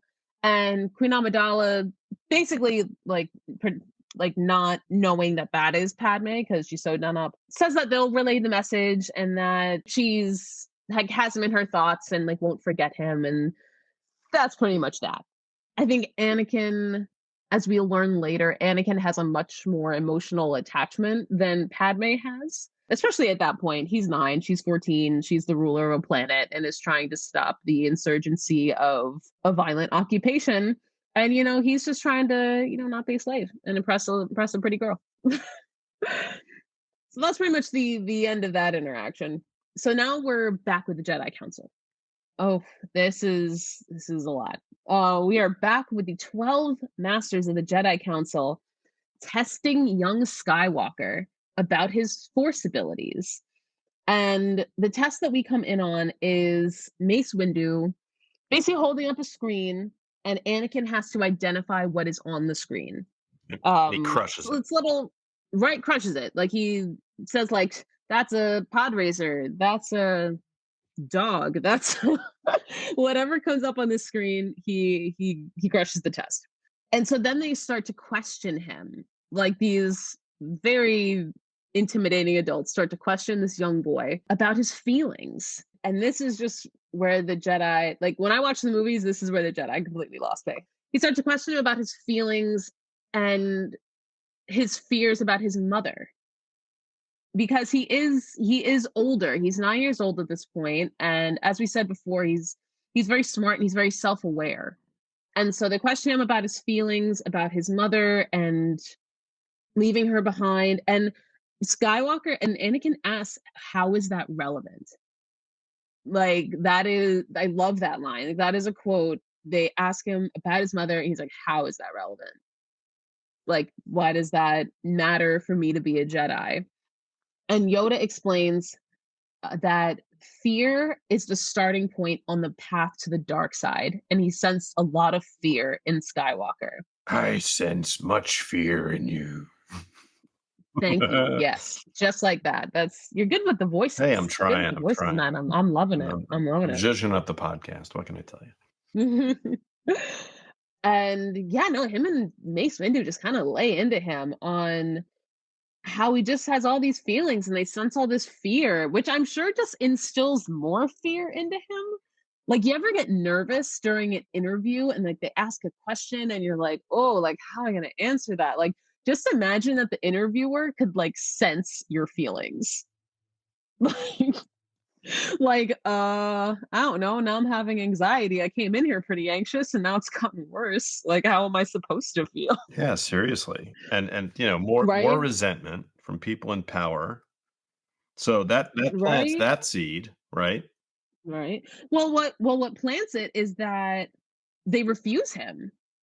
So even though like he proved that he's very force sensitive, that he's very capable, based on the story they've been told about how like he won this pod race, how he has these powers and this midichlorian count, they still say no. They still say no because, and they give the bullshit reason that it's because of his age. So that's the reason they give. They say he's too old to be trained. He's too old to start training.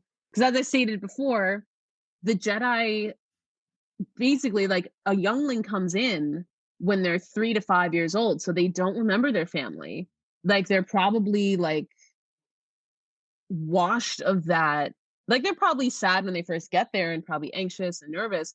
But at that age, your long-term memory isn't solid. So yeah, you're gonna forget your family pretty quickly Yeah. and just kind of fall into the life. And like this is your new family. Like this is who you're gonna spend all your time with. This is who you're being raised by. And so Anakin at 9 years old, they're like, oh, he's too old. Like we can't brainwash this kid. We can't. Like we can't do anything with this 9-year-old boy. He knows things. He has Yeah. long-term memory. But they're pretty drunk Um, with power in their own right. oh yeah, and that's, if you get into like old school, like old Republic lore and things of the Jedi, that's, Jedi hubris is not a new concept here in 41 BBY, or no, 32 BBY, wherever we are. Not a new thing. Just the Jedi thinking we know best, we have the best connection to the Force, we know all, we know what's best. And that's a constant theme with the Jedi. Honestly, I found them problematic from the start. I know Jedi lovers are gonna be like, what do you mean? But I never rocked with them. I'm not into Orthodox religion. I'm not into, more or less, like extremism hubris. Mm. Just being like, we're right, you're wrong. May the force be with you.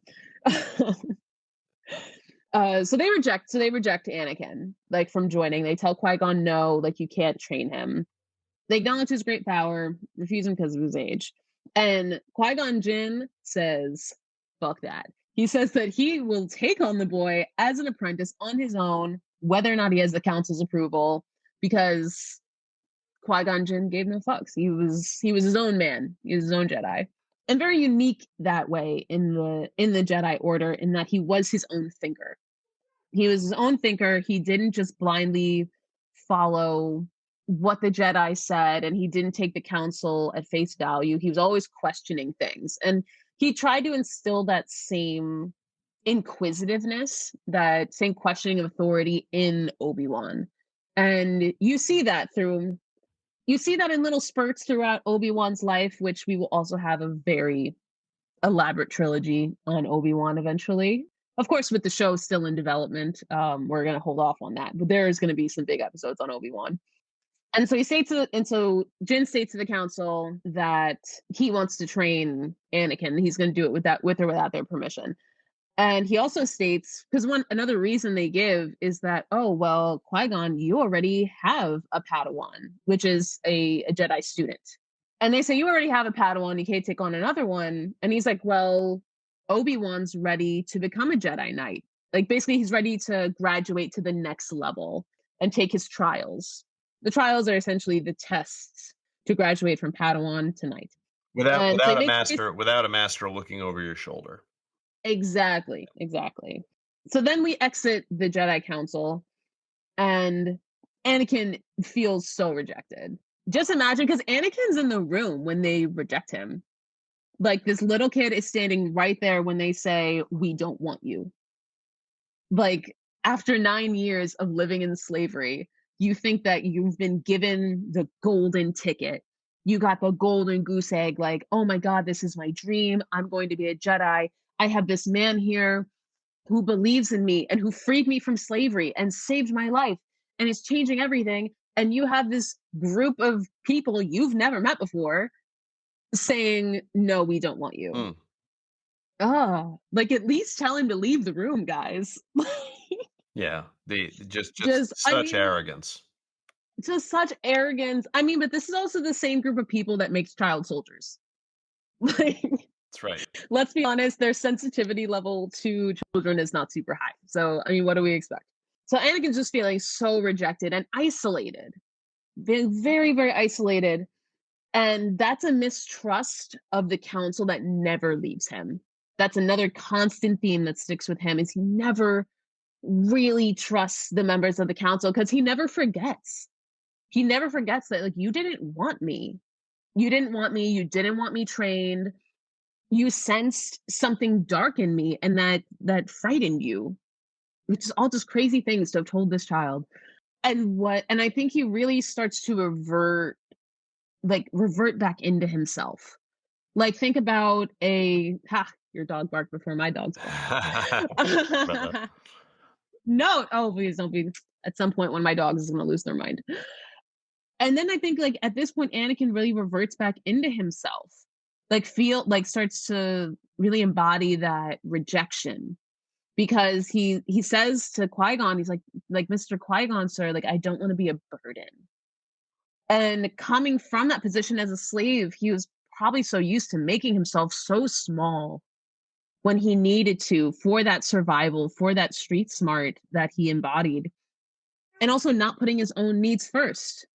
That he was very generous with his time and his efforts, and he was always putting his mother first because he felt he needed to be the man of the house. He needed to protect her. And so his needs were very secondary. And knowing and seeing all the effort that Qui-Gon was putting forth for him to then just be like, I don't want to be a burden. They don't want me, so you must not want me either. And just, it was just, that scene is so Yeah. heartbreaking when he's just like, I don't want to be a burden. Oh, it's so sad. And the Jedi were so mean to him. Like, And Qui-Gon could have taken the hint. He could have brought him back to he could have brought him back to Tatooine. He could have brought him back to another world, but he does a bro move. yeah. Yeah, no, you see, he stands up to the council. I mean, there's a great quote in the Ahsoka show because, of course, this is all Star Wars on the table at all times. So we'll jump around to sources. There's a great quote in the Ahsoka show that came out recently from Hu Yang, who is an awesome droid that's like thousands of years old. He's super cool. Who tells Ahsoka, who later becomes Anakin's Padawan, who we get to more later in the trilogy series, tells her that she comes from a long line of non-traditional Jedi. Who Qui-Gon is one of those lines. He was So Ahsoka was Anakin's Padawan. Anakin would be Kenobi's Padawan. And Kenobi was trained by Qui-Gon, who was trained by Dooku, who was trained by Yoda. Like it's just these very avant-garde, intelligent, inquisitive Jedi who just went against the status quo and questioned things and didn't take things at face value.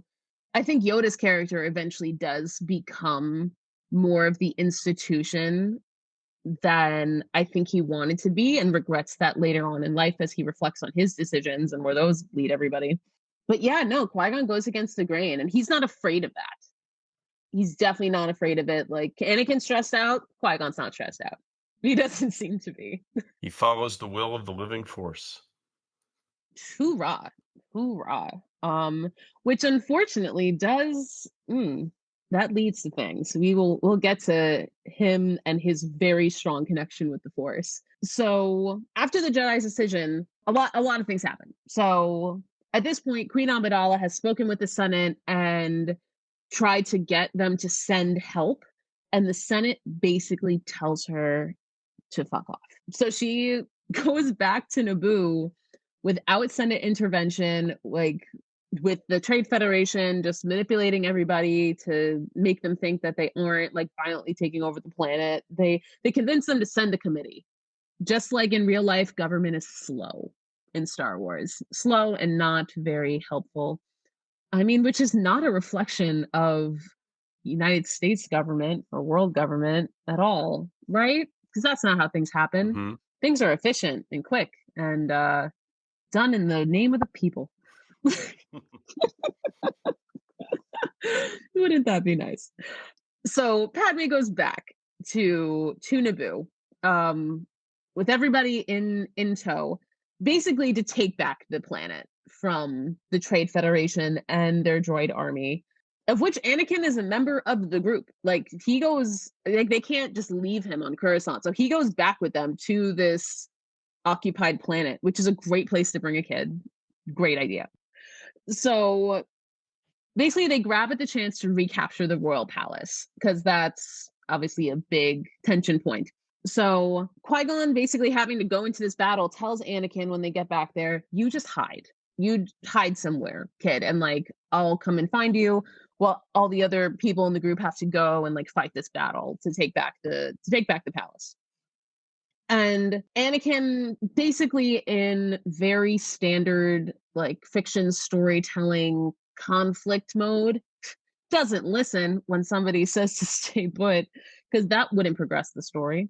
And so he kind of gets himself into trouble. So he gets into this ship, that this like little starfighter, because he can use the guns to like protect the group who are getting attacked by droids, and he accidentally ends up activating the ship and going into space. There's a lot going on the ground with the rest of the group, but that has nothing to do with Anakin. So we're going to stay with Anakin in the starfighter that he has now flown into space.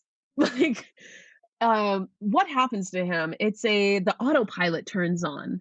The autopilot turns on and it takes him from the jet hangar on the ground up into space where there's these huge star destroyer ships and there's a battle going on above the planet. And suddenly he is this 9-year-old kid in this like jet fighter flying around in space.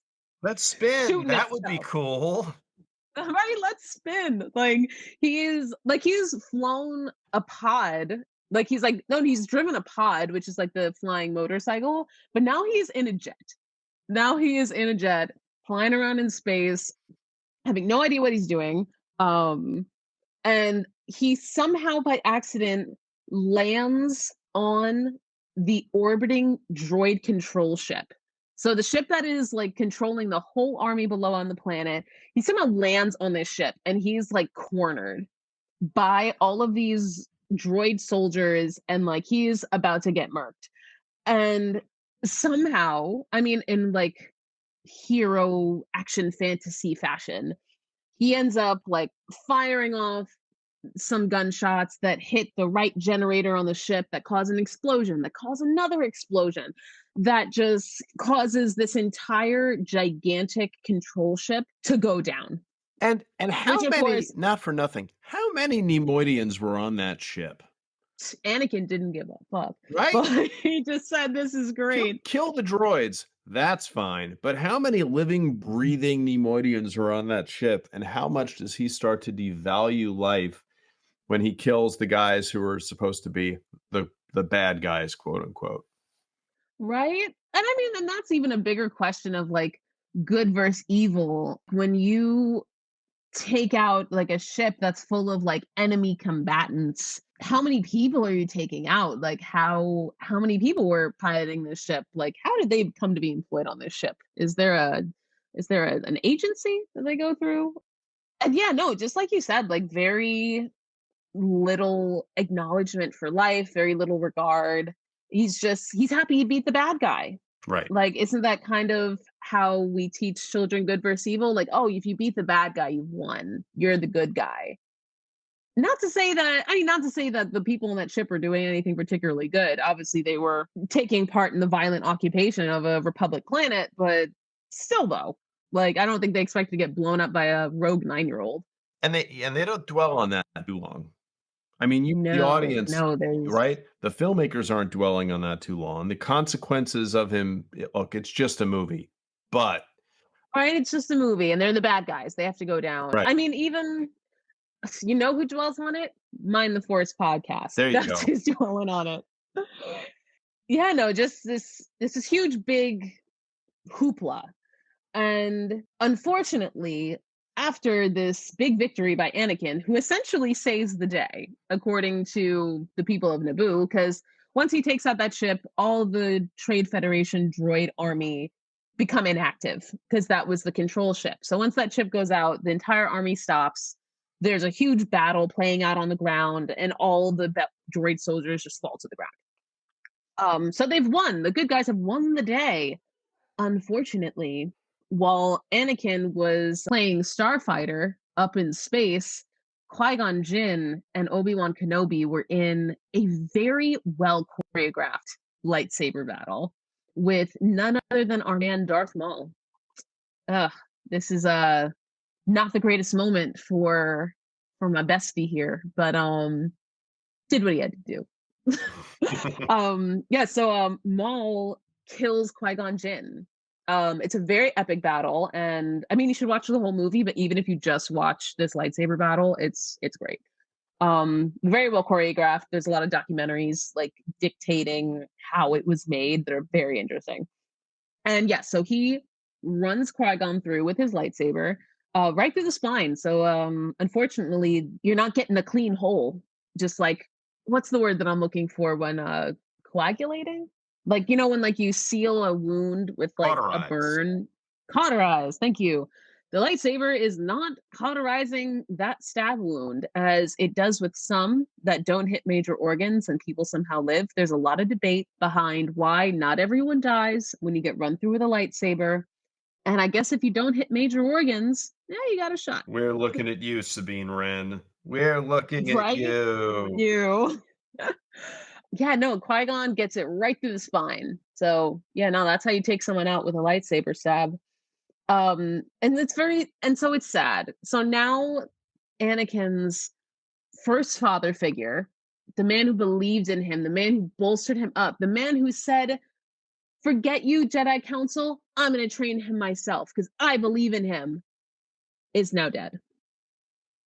Ah, that's the break sometimes, Anakin. That's Yeah. how it goes. No force ghost for you. So Qui-Gon's dead. And with his last dying breath, what he says to Obi-Wan is like train him. Train the boy, and then he dies. And so his dying wish is that Anakin is trained to be a Jedi. There's a lot to unpack here. At least I feel there's a lot to unpack here.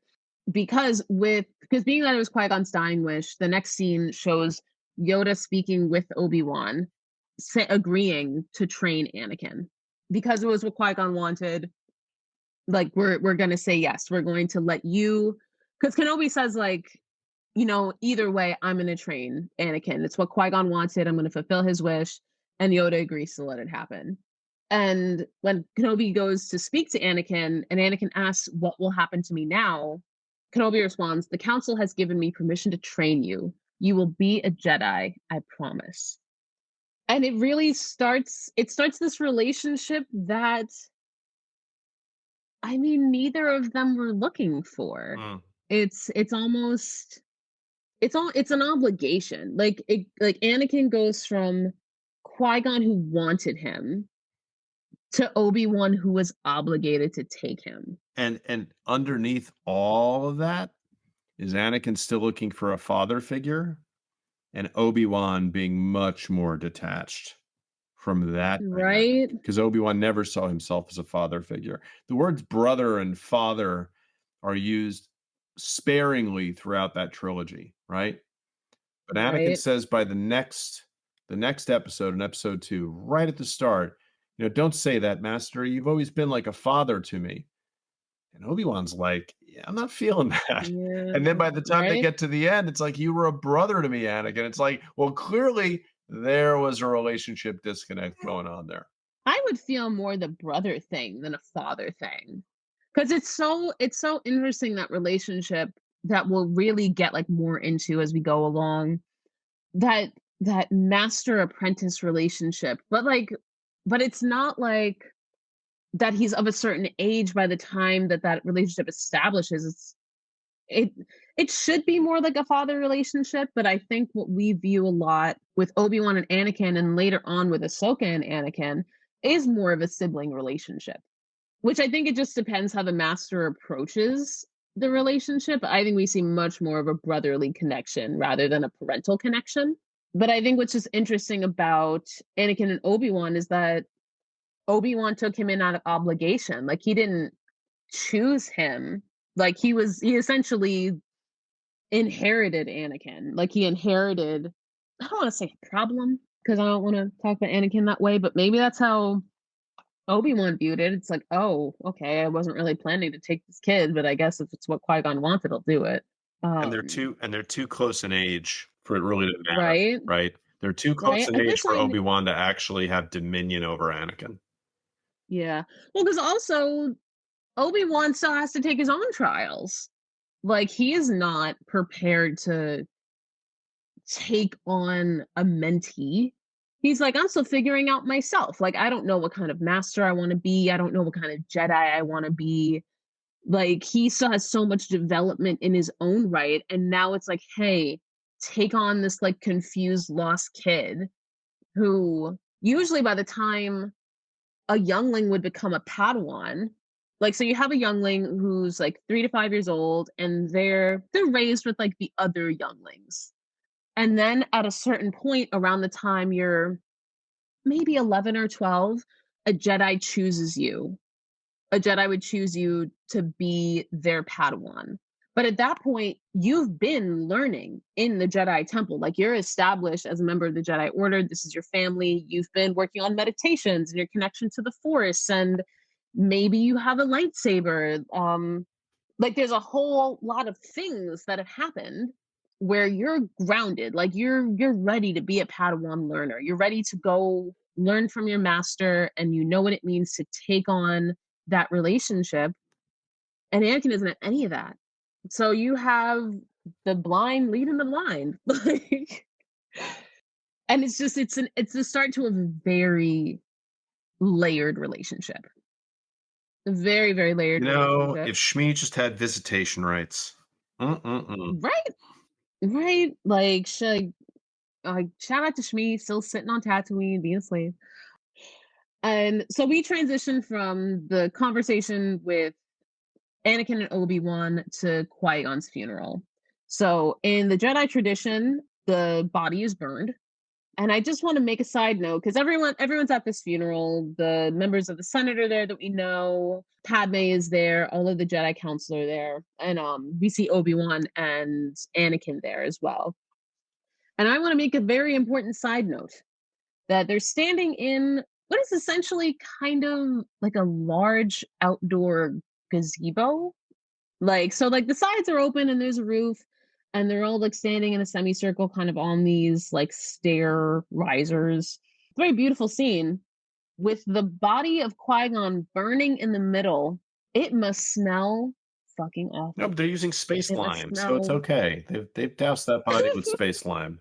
Naboo space lime, that's a powerful cancellation of pungent smells, man. That's Is that serious like stuff. a real is that a real thing? I Because just made all I that was up. I have thinking in no that scene, it must smell awful. You know what a fortunately, burning body smells yeah. like? And they're just standing there acting like they do not care. It must stink to high heaven Fortunately, at that episode 1 table. was not produced with smell-o-vision, so you don't have that Right? problem. Dude, I'll bring this up again when a very important force sensitive figure also is ceremoniously burned at his funeral. Hmm. But like it must smell terrible. And they're all just standing there chilling. Like it doesn't smell awful. But that is the end of my side note.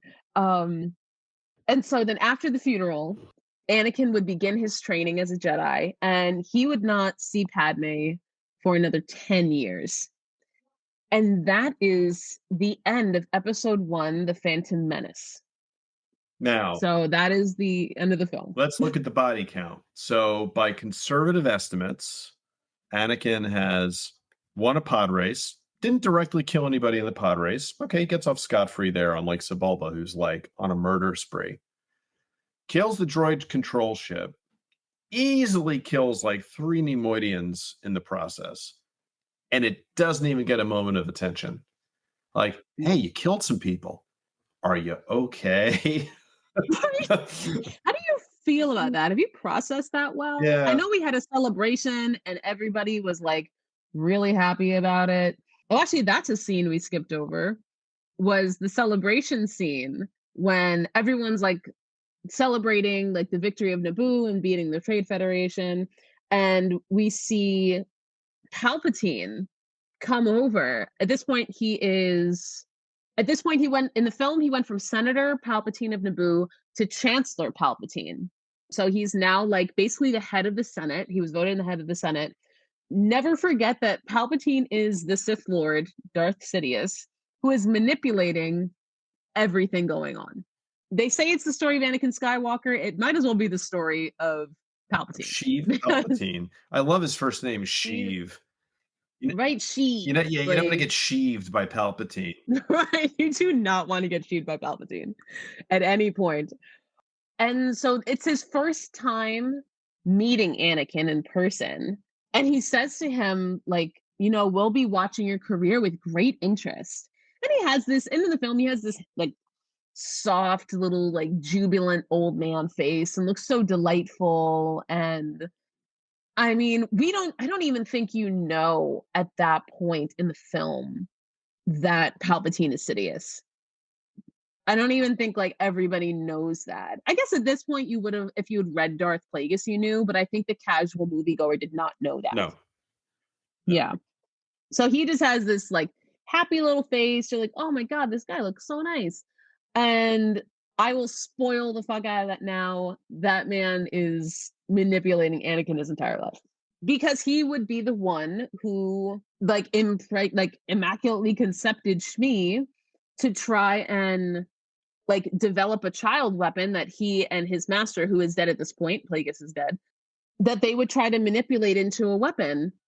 And at the time that he speaks with Anakin, he knows. Like there are sources in the comics that have shown that he knows who Anakin might be at this point. He was told of Anakin's story by Dooku, who at this point is a Jedi who has turned to the dark side to follow Darth Sidious. So he has corrupted this Jedi, Dooku, who was actually Qui-Gon's master, to the dark side, and no one knows this at this point. I don't think Dooku has necessarily outwardly betrayed the Jedi Order and like fully like become like the leader of the separatist movement, which will cause the Clone Wars to happen later on.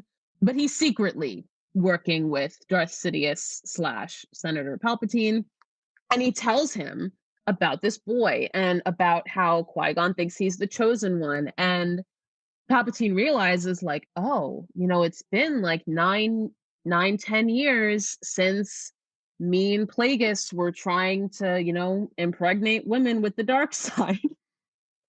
Like, could this be that boy? And so when he tells Anakin, "We are watching your career with great interest," like he knows at this point that this is the boy. This is the kid that I need to sink my claws into because he's like basically going to be my next apprentice and I need to groom him to be that. Wild stuff. And how does Wild Maul stuff. feel about all this? Because he doesn't find out until 10 years later.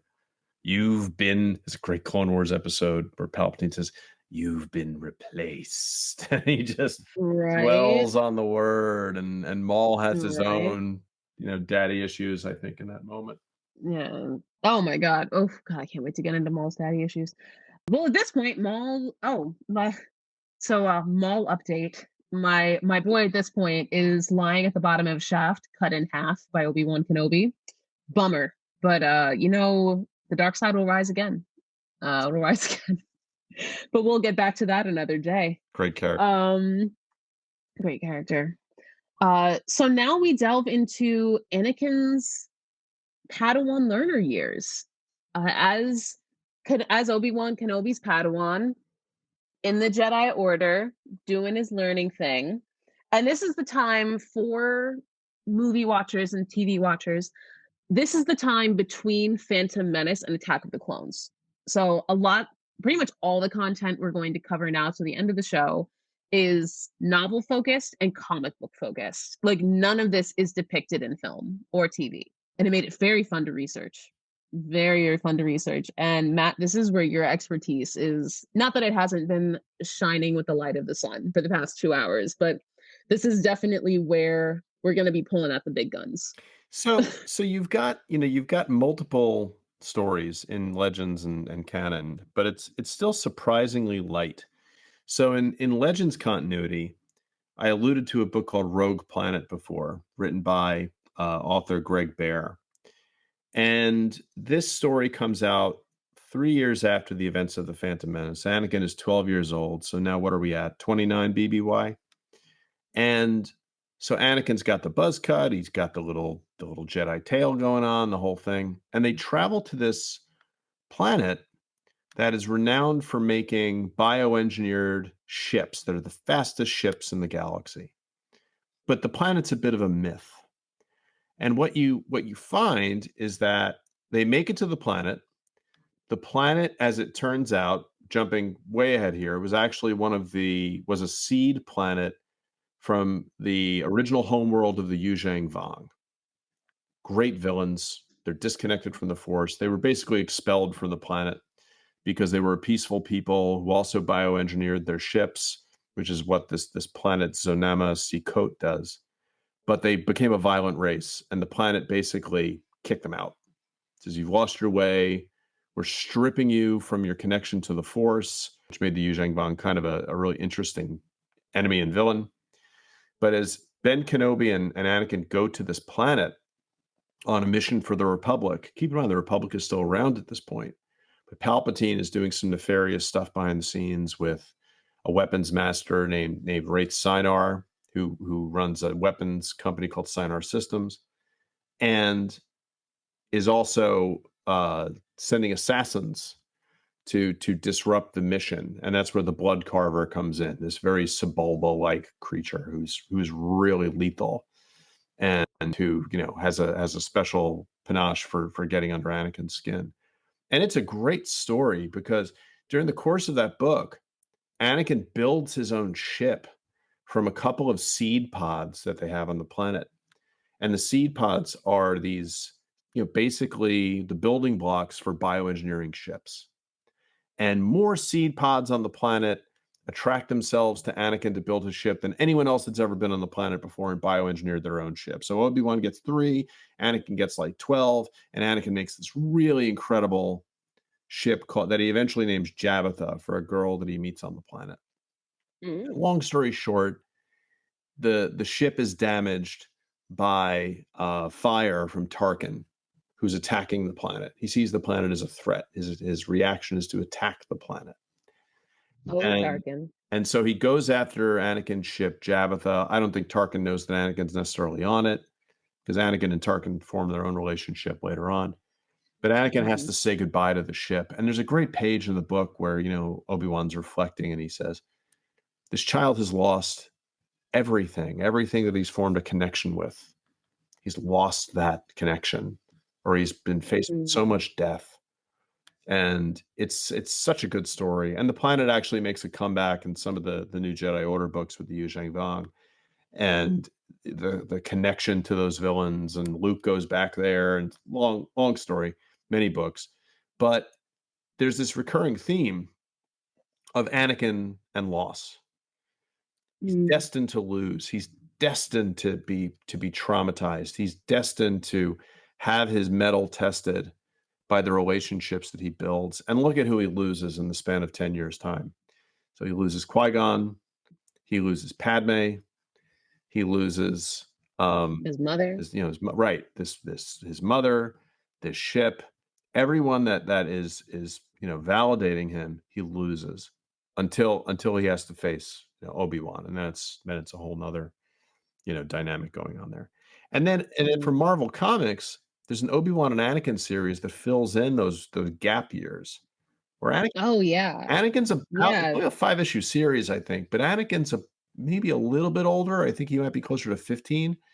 Um, but, it's No, it's the Obi-Wan and Anakin series, right? right, the Obi-Wan and Anakin series. I think it was only Yeah. a 5-issue series, and it's Yeah, he's about 12 to 13 okay, in that series. a little bit younger. Yeah. Yeah. So Um, I don't have those, and that's some, storytelling that I'd love to sink my teeth into if they ever put that into a trade paperback. I actually did read the 5 issues, and they are because shout out Marvel Unlimited app just has hundreds of Star Wars comics that are a great resource. Yeah, actually they mark the really early days of his training, and they're a really fantastic read. That was a beautiful segue into our next section. So the Chosen One trains. So this is really set around the first like three it's been about 3 years since Anakin has been training with Obi-Wan, and it's been a complicated couple of years.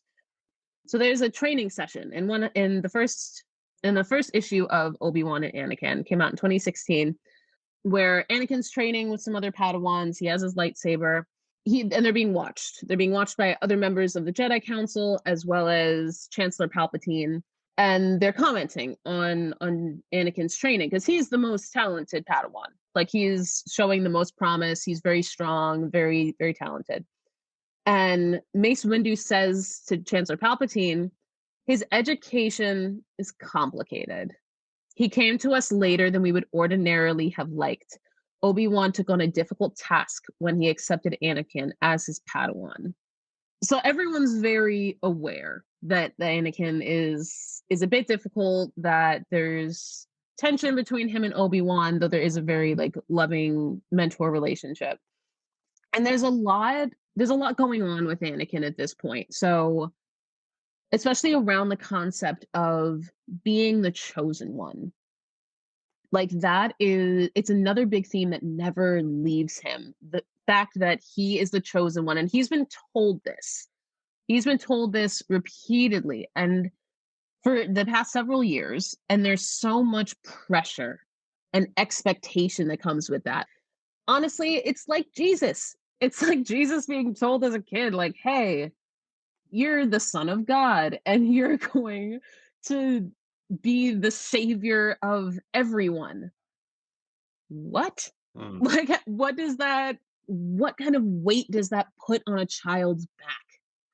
It sounds like it'd be so detrimental to their emotional and mental development just to constantly have that kind of pressure. Like, there's enough pressure that comes along with being a kid and growing up. And especially at this age, you're just starting adolescence. Your body's changing, your mind is changing, like your relationships and how you interact with the world is changing. And just throw a big old chosen one size rock on top of that. Like, oh, by the way, you're supposed to like bring balance to the force. Like, what? yeah.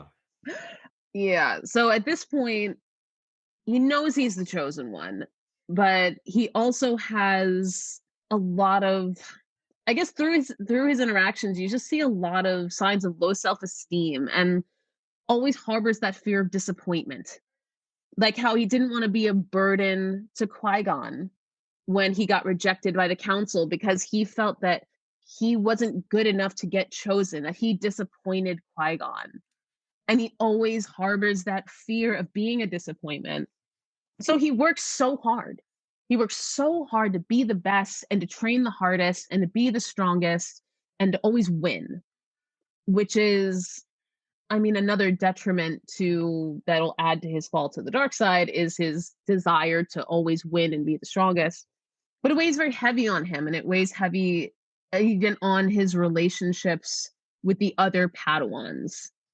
Um, And this is so where we just like, get into the character of oh, we're not even there oh, yet. we're not even there. Okay. Oh, we're not even there. I have a soapbox to stand on. Okay. At a certain point that we are going to cover with our coverage of the Jedi Quest series, which is very exciting. But the Anakin and Obi-Wan miniseries is very interesting because it really covers, well, Jedi Quest covers Anakin's relationship with others. Obi-Wan and Anakin miniseries really covers their relationship. And there was a lot of really interesting points I wanted to bring out from that content, particularly this one conversation that I thought really spoke to Anakin's mindset that he clearly carries into his adulthood. You'll see this later on. But he's about 12 or 13 years old, and him and Obi-Wan are on a mission. And Anakin asks him, he also tries to go on missions with Obi-Wan as much as possible.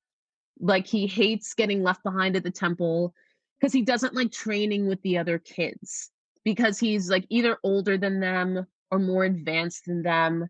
Like he like refers to them as little kids. He's like, "Oh, you're just gonna leave me behind with the little kids," and like I don't want to do that because he also feels insecure around them. Like like all these kids have been in the Jedi Order from the time that they were like 5 years old. It's all they've ever known. While he came as kind of this like independent rogue and was immediately Obi-Wan Kenobi's Padawan. And like there was the rumors that he's the chosen one. And so, I mean, it's kind of like when you have like a high functioning child or a child actor or just somebody who's exhibiting a level of excellence and other children basically try to beat that down because kids can suck. Um, like you see it time and again in these stories of like, oh, this kid is a child actor and they went back to their regular school and they were bullied. Like they never fit in. Like they weren't able to find that rhythm with the other kids because they had gone and done this other extraordinary thing. And so he finds that same level of disconnect with the other Padawans while at the same time trying to balance his own insecurities and this expectation of the chosen one. And there's actually one story where he was training and there were two other Padawans who were like, and he like got angry about something like and like had a bit of an outburst. And there are two other Padawans that kind of whisper behind his back like, oh god, like he's such a, and this is a quote, he's such a slave to his emotions. Mm. And Anakin pops off. He he force grabs their lightsabers, turns them on them, and is like pointing their lightsabers at them and says, "How do you feel now?" And he's like 12 when that happens. Like, and Obi-Wan has to stop him. Like everybody sees it, and like it's like very embarrassing for him. But it's like that's like what he was working with. That like he was just on such a short fuse and working so hard that he could just snap at any moment and had the power to do so. Because also remember, like he is working with like way more power than everyone else is. Like he may not be able to like harness it as much, but like he's more powerful than really anyone around him, and he knows that. And I think it just like adds this like strange, complicated god complex That I mean, what do you do with at like 12 years old? Who knows? And so he doesn't always get along well with the other Padawans. So he really just wants to go out and be with Obi-Wan because this is who he's clung to now because he doesn't have Qui-Gon and he doesn't have his mother. So what he has for his codependency is Obi-Wan Kenobi. And so he wants to be with Obi-Wan all the time. To the point where I actually read that there is an instance where Anakin, just like with I think the shocking quickness of losing Qui-Gon, was always afraid to lose Obi-Wan, that Obi-Wan would just disappear, that he would sleep on the ground next to his bed. Mm. Like he was class capital A attached to Obi-Wan, was terrified he would lose him, which is not uncommon.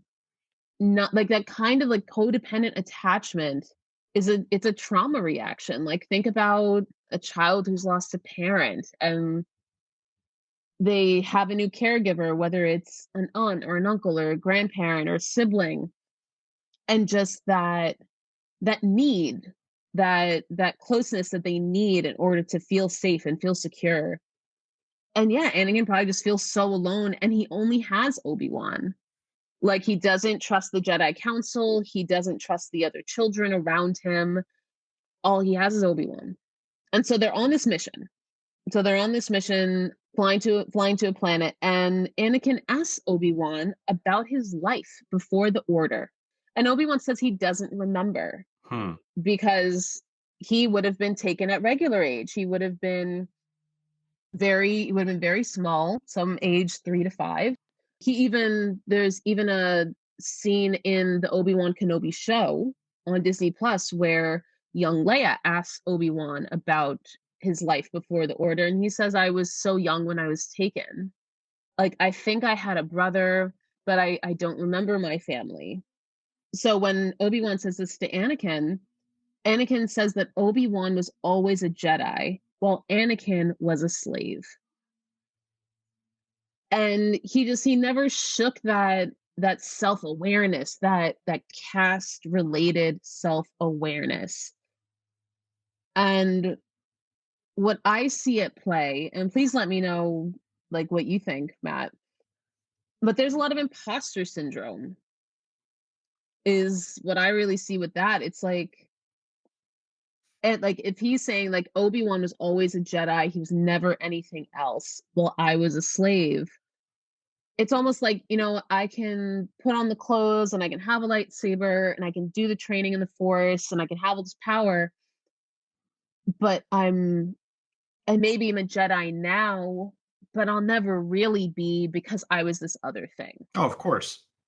Yeah, Like, of course. And he's always dehumanized. He's always been told he falls short. He's not real. Call it imposter syndrome or just call it, he's inadequate. He's not yeah, he's not like legitimate. he'll never be enough. Right. I don't have parents. I'm not legitimate. I'm from the Outer Rim. I'm not legitimate. The council rejected me. I'm not legitimate. Obi-Wan doesn't believe in me. I'm not Right? legitimate. I mean, there's a pile of illegitimate on there to to Yeah. to really seep into his psyche. Yeah. And he carries that. He carries that right into the end. Ugh, like poor kid. And like just so much. Like at this point, like he's just been living essentially on edge, probably for his entire life. I can't even say it started when he joined the Jedi Order because he grew up a slave in this hostile environment on this desert planet. Like this, like it's living in survival mode. Yeah. It's living in survival mode at all times, and it's too common of a story. People who don't know anything else, people who don't know anything but surviving day to day, hustling day to day, dealing with aggressive, violent, unstable, unsafe environments. It's it's the same thing. It's the same thing. And Anakin's been given an opportunity to have more, and it's like he doesn't know. No one ever taught him how to handle it. He's just kind of been thrown into the fray, and his only source of support is also figuring it out as he goes along. Like Obi-Wan's recognizing that Anakin needs the Jedi Order. He needs something to focus all of his feelings, but he doesn't know what to do. Like he's trying to figure it out just like everyone else. So it's a heavy thing. It's definitely a heavy thing, and Obi-Wan recognizes it, and he's doing his best.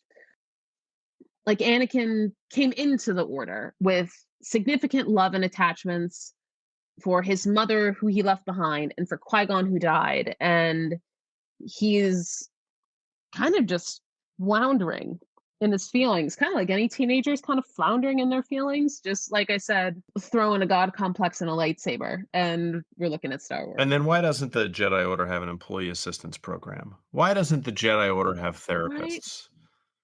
right. Well, because just you're supposed to just ground yourself in the Force. It's like the Force will guide you, Mad. The Force will guide you. That's right. Um, but don't get mad, or else you'll turn to the dark side. Right. And hmm, there's so much to unpack.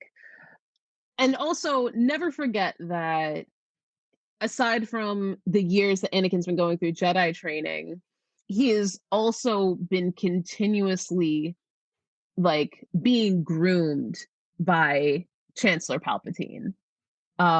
There's actually stories that talk about how Palpatine like went to Obi-Wan and went to Mace Windu and said, I would really like to mentor Anakin. I'm really invested in his development, and started like taking him on errands and like planting little thought seeds in his ear. He would take him to like seedy underground bars in Coruscant where he would just be feeding him, just giving into your emotions and like questioning like figures of authority and questioning the Jedi, and just planting those manipulations, like planting his claws into him.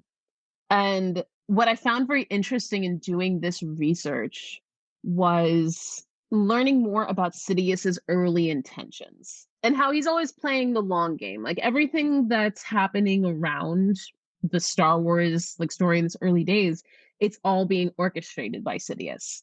Like there's nothing that's happening that he doesn't really have his claws into.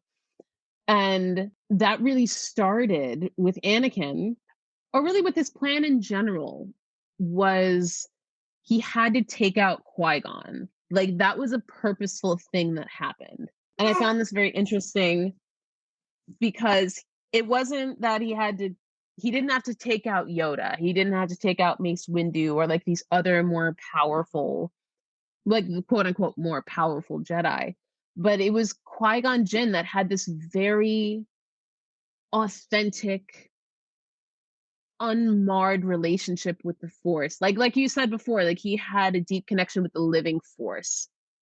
And what Palpatine and his master Darth Plagueis did was to manipulate the Force to not only bring about the birth of Anakin, who they thought would be their weapon, but also to hide their intentions from the Jedi. And so Palpatine's fear was that someone like Qui-Gon, who wasn't like the ones on the Jedi Council, he wasn't drunk with power, he wasn't trying to play the political game and like having basically all these side influences and like incorrect intentions. He was just grounded in the Force and what he felt was right and wrong, and which was, in the end, the way to go. And so Sidious needed to get rid of him in order to stay hidden. He's like, oh, if somebody's going to see me, it's this guy. Like, he's going to see him right away. And so that's why he had his apprentice, Darth Maul, RIP. That's why he had him kill him. He's like, I don't need to get rid of Yoda. I don't need to get rid of these other powerful players. I need to get rid of this guy. And if Anakin had Qui-Gon Jinn, he wouldn't have had the opening. He wouldn't have had the space for Palpatine to come in and say, hey, I want to get close to you. I want to help guide you. Like, I want to mentor you. Because Qui-Gon would have been like, hell no, you don't need to do that. I So think then, Palpatine wins if it wasn't gonna be in episode 1, it was gonna be later. It was gonna be there was so there was too much invested in the right? chosen one to derail him and use him as an asset and take him away from Qui-Gon. I think Palpatine would have figured out a way to, use the word groom, but would have found a way Yeah. to manipulate Anakin to doing his bidding. You think even if Qui-Gon was still around, Well, Palpatine's a player. he is Yeah, a he he's a is a master player. manipulator. He is the I quintessential mean, Sith. I mean he he learned from the best. Shout out Darth Plagueis, learned from the There you best. go. Um no, it's a good point.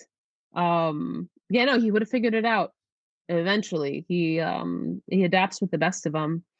Um but I guess what I and maybe this is a bit of a soft take on Palpatine, but I did take down a note that like him taking out on like him like taking Anakin out on errands and special outings and gaining his trust and making him like question the things around him. It's exactly what Plagueis did to him. Mhm. Like exactly. Like Palpatine he was basically a young college student when Plagueis like kind of set his sights on him and said, like maybe because at that point Plagueis had like killed his master and was looking for an apprentice of his own to fulfill the rule of two, which is a Sith thing. Like there always has to be a master and an apprentice. Just two though. There can't be more than two. um and it's exactly what Plagueis did to him is what he then took those lessons and used them to manipulate Anakin in the same way because hurt people. And it's just it's the perpetual cycle of abuse because of course what the master did in both situations is like honeypot the apprentice in, and then once the apprentice was like with them and had turned to the dark side, oh my god, like the abuses that Palpatine was doled out by Darth Plagueis, and then what Sidious doles out to Darth Vader later on are like horrible. Like you would think like this is not somebody you actually like. Did you just use honeypot as a verb? Because that was pretty impressive. Yes. Yes. Nice. We're very impressive here at Mind the Force. We use big words and we make a lot of very intelligent inferences. Nice. We're here to do it all. And so just never forget. I think through this entire trilogy arc, never forget how Anakin is being manipulated in just this cycle of manipulation and abuse that he is being pulled into without even knowing it. And he really wouldn't realize his mistakes until the 11th hour. And those are heavy emotions we will get into. A lot of regret, a lot of rage, and I really look forward to that. But continuing on with Anakin's story right now. So we already talked how he idolized Kenobi. This that was his master, that was his best friend, that was his only grounding source of support. But what really happened is he also didn't trust the other people around him. Like he harbored several areas of mistrust with the other Jedi masters on multiple levels. Not only was there the mistrust over like whenever like a teacher would correct him, he would wonder like, are they trying to help me or are they simply putting him in his place? Because he remembered being in front of the Jedi Council and having them reject him. And he was like, none of you wanted me trained in the first place. Like, why would I sit here and like want and like trust what you say? Um, there's also resentment over his mother's situation. No one, like we said before, none of the Jedi went back for Shmi. No one went back for Shmi at all. Just, oh, we have Anakin now. That's cool. There's no attempt to go free his mom from slavery because the Jedi can't go around freeing all the slaves. God forbid it's just one. Eh. We're not soldiers, we're keepers of the peace. Until they have to be Yeah, soldiers. Mace phoning that one in. Right? And like it got so bad that he did, and this would be another recurring theme in Anakin's life. There's many recurring themes where he would question his place in the order. And there are several points throughout novels and comics where he considers leaving the Jedi Order. At one point, he even gives his lightsaber to Obi-Wan and says, I want to leave. I don't want to do this. They end up going on a mission and he reconsiders his position and does stay.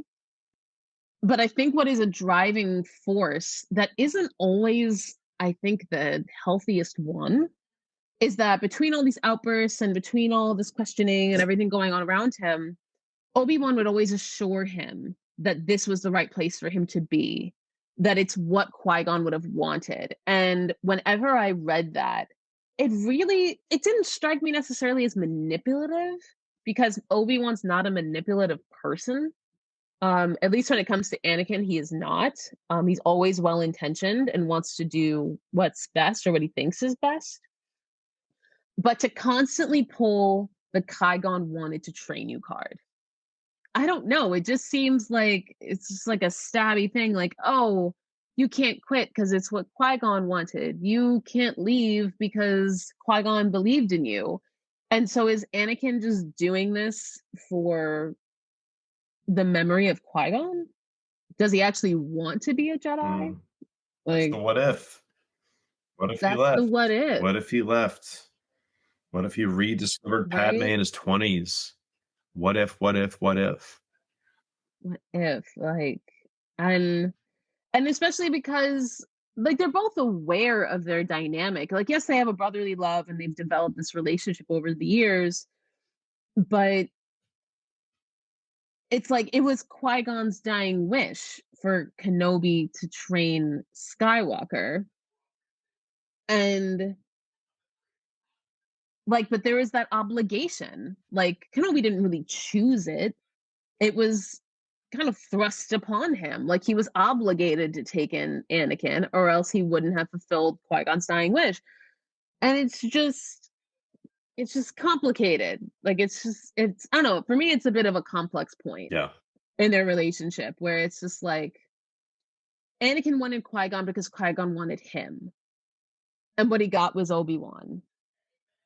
And Obi-Wan was obligated to want him. He didn't choose him. Consolation prize. And I mean, right? Like a consolation prize.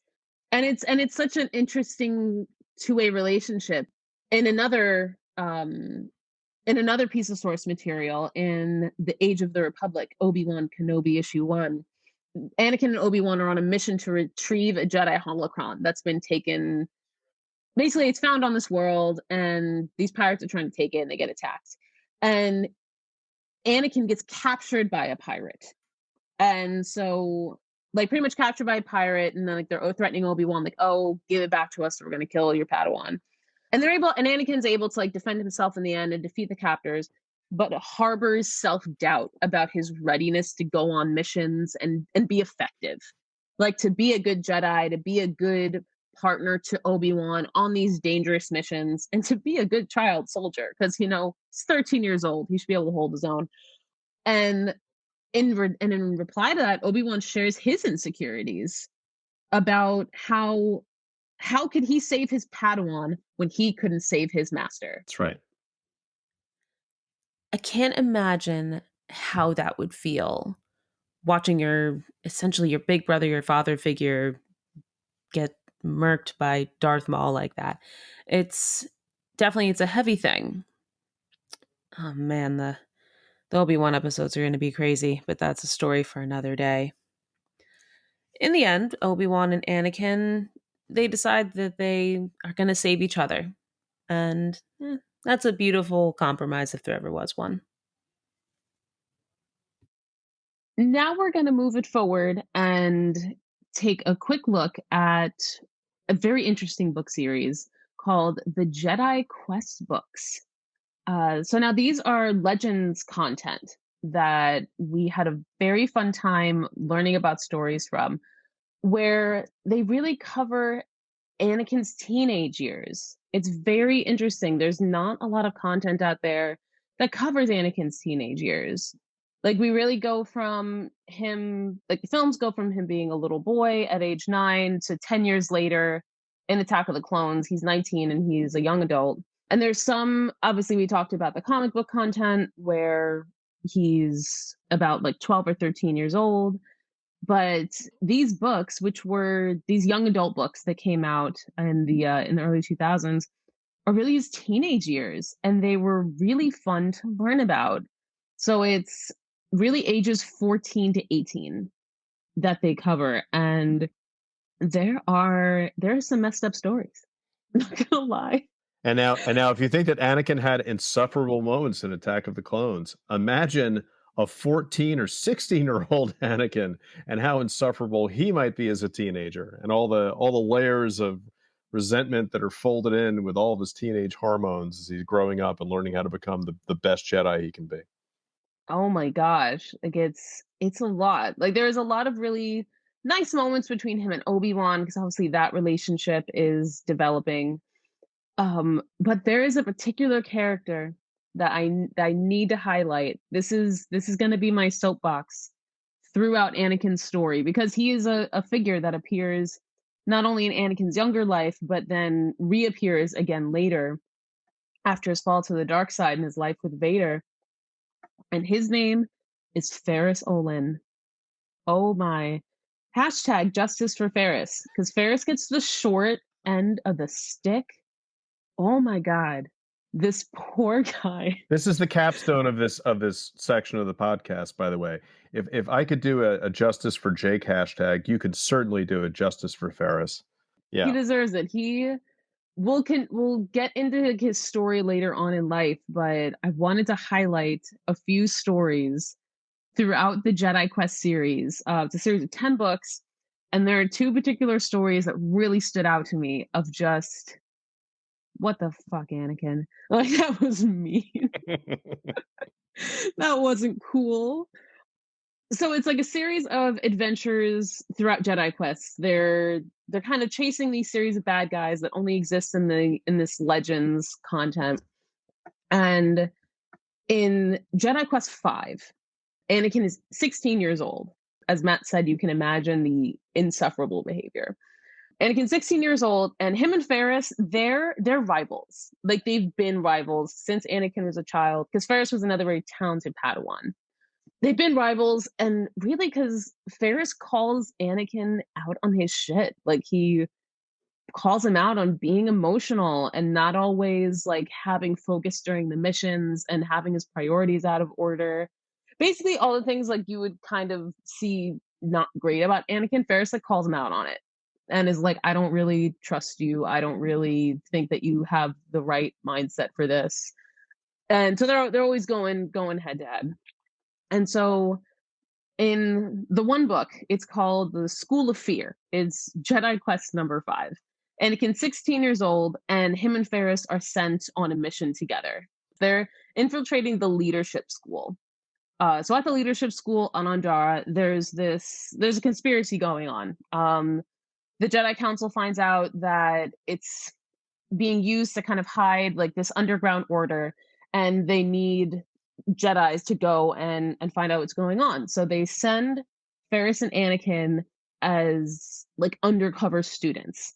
So they're disguised as students, and they're supposed to kind of find out from the other students, you know, what's going on, what are like the secrets that the school is hiding, and if anyone knows anything. And Anakin's pretty good at infiltrating places, even at this young age. And it's a very good spy. The issue with Anakin is that once he kind of finds the right group of students, he like listens to their philosophies and kind of like what they're into, and he's like, this doesn't sound so bad, actually. And like really like gets in close with them. I mean, maybe you can say for the sake of the mission, but he's like, oh, I'm kind of rocking with these guys. This sounds good. And Ferris, in his infinite professionalism, is, you know, he's trying to find out clues. He's trying to, you know, talk to people, and like he's doing like proper detective work. And at some point, he disappears. Like he disappears, he gets kidnapped by the people who are trying to execute this conspiracy, and Anakin is supposed to go meet up with the group of students who are involved, like after hours, like at night, and he knows that Ferris is missing and like does not go to look for him. Mm, Does mm, not mm, go. mm, mm. Just makes no effort to find his lost comrade. Because basically his entire mentality with Ferris is just like, fuck that guy. I don't really like him that much. It's not really important. We won't scold Star Wars lore, but we can scold the characters. Mm. Right? So rude. So rude. He just even like Obi-Wan and Tachi, who is who Siri Tachi, who is Ferris's master. They find out that he's missing and they come to the school to rescue him, pretending to be parents, in with who have children enrolled there, so they're able to come in. And yeah, they're able to find him, thankfully, and Obi-Wan's pissed. He is pissed that Anakin did not go look for Ferris. Like they ended up like defeating the underground secret society, and like they saved the day and everything. But Obi-Wan is infuriated. Like and it definitely like caused a bit of a rift for a while. Kind of like in the way like a misbehaving teenager would like piss off his dad or something like that from just like misbehaving. But it was just one of those, it's the first of like a very Anakin story that happens in these books where I'm just like, oh, okay, that tracks. Yeah. That tracks. But it's also, it's also the chain of command and that military ethos of leaving no man behind. And even though the Jedi Order is not a military organization, you Oh would yeah. think, right? They still have that same ethos woven within their culture that they are a sorority, a fraternity, right? Right? Like they're a brotherhood, they're an They are a order. brotherhood, right? Like and yeah, no, not Anakin and Ferris. They are on opposite sides of the line. And what's funny is like the way that they present Ferris is Ferris would have gone to look for Anakin. Like even though he does not like him, and he's very clear about that, he would have gone to look for Anakin. He had a very strong moral code when it came to the Jedi way. Like reading up about him, he was a very good Jedi. Actually, at one point, at one point also one another reason that this caused a rift between Anakin and Ferris, there's a point where the Jedi Order want to like testing Padawans earlier for the trials so that there's like more Jedi Knights available, because there's been the uptick in dark side energy, there's been kind of an uptick in basically like enemy problems. I'm curious if that, especially in the Legends book, if that involves the Yu Zhang Vong at all, as you've spoken about before. I would have to look up. I would have to make a note of why they were trying to increase the number of Jedi Knights, but they ended up choosing Ferris to be the first Padawan to try this out with.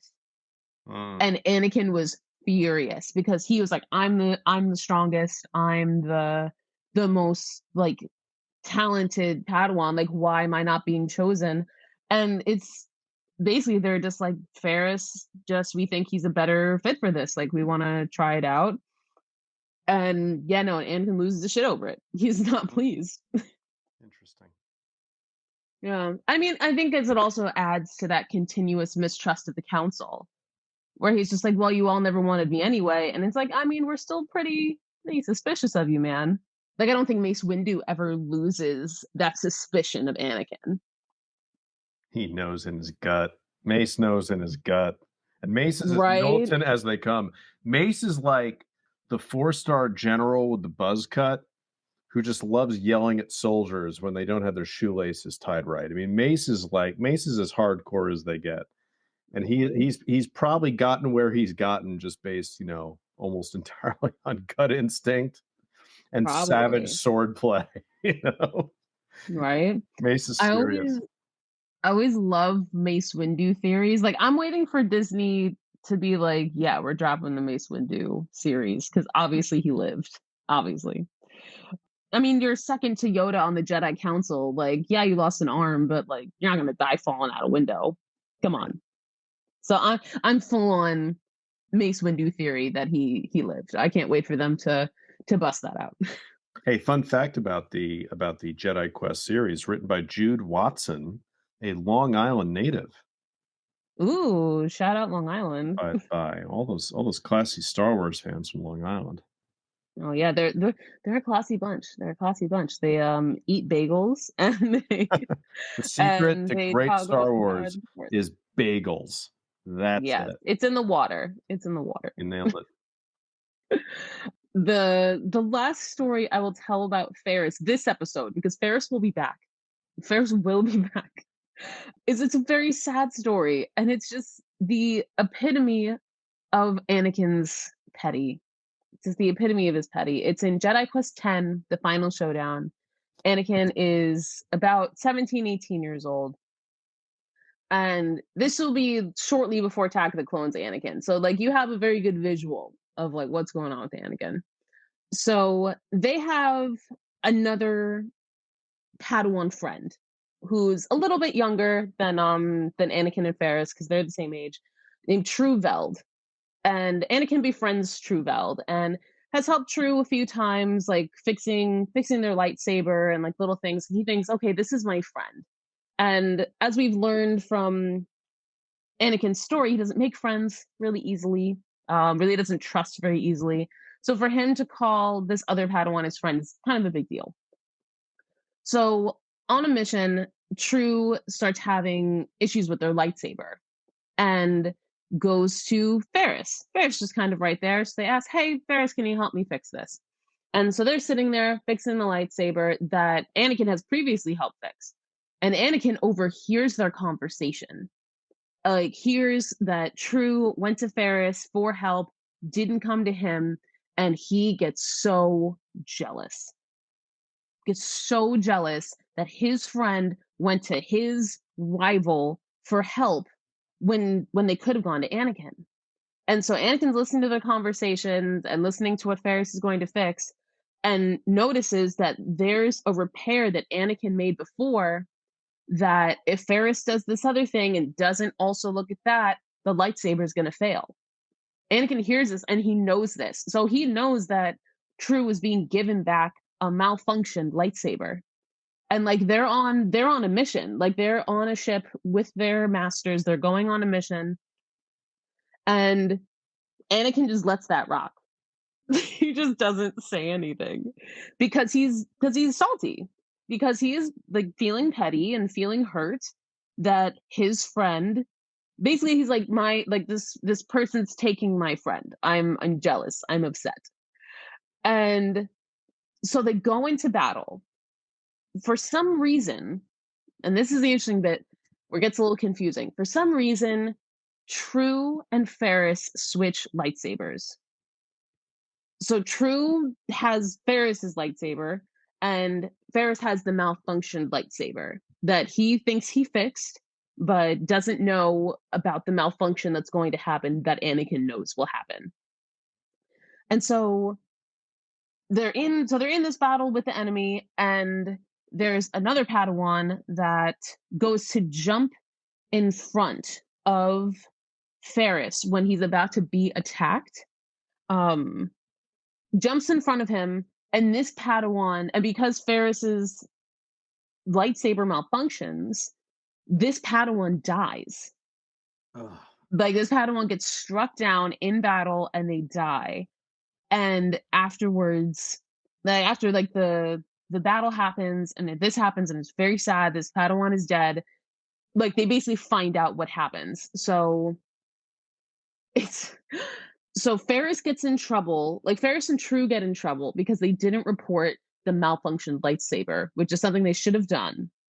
And that's like the point of them being in trouble is that, if this wasn't working, you should have said something. Like you shouldn't have like just tried to fix it yourself. And due to the guilt of that, Ferris leaves the Jedi Order.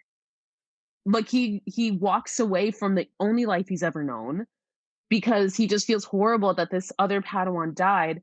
And he finds out later. Like True finds out and And Ferris find out later that Anakin knew about the malfunction and that he didn't say anything. So that like says to True, like, okay, I'm not gonna be friends with you anymore because that's fucked up. And Ferris knows, like, more or less that it's like Anakin's fault, but he's still like he's a very honorable guy and still takes it upon himself to be like, no, I should have reported it. It's my fault. Like, I'm still going to leave the Jedi Order because now I feel very, very disillusioned about my future and about what I believe. And so he still walks away from the Order and goes on to have a whole other life. A whole other life. Anakin does not feel that bad about what happened. I think that's what the kids call a dick move. That's kind of a Right? dick move. Like, I guess he feels bad that the Padawan died, but he does not feel like it's his fault. Mm. It is it's a lot. It's definitely a lot. It's like, "What?" Uh. When I read that story, I was like, "What?" Like, and I think actually Anakin ratted himself out. He unintentionally revealed that he knew about, like, the lightsaber fix that needed to be done. And, yeah, just didn't tell him, like, he's like, "Ah," like, his indirect involvement, like, did not really phase him. So, that is, this is the first of a series. I'm going to revisit our friend Ferris because he comes up again in Anakin's story in several places, and I am keeping a close eye on it I'm looking forward to that. because hashtag justice for Ferris. Yeah, seriously. Because he goes on to live a whole other life. Wow. Like, he has a whole other life, a whole other string of events happen to him in Legends content. And he's a really cool character. And it Really cool, and it sounds like he has a very confident sense of self. right? He didn't necessarily need the Jedi Order to continue, living.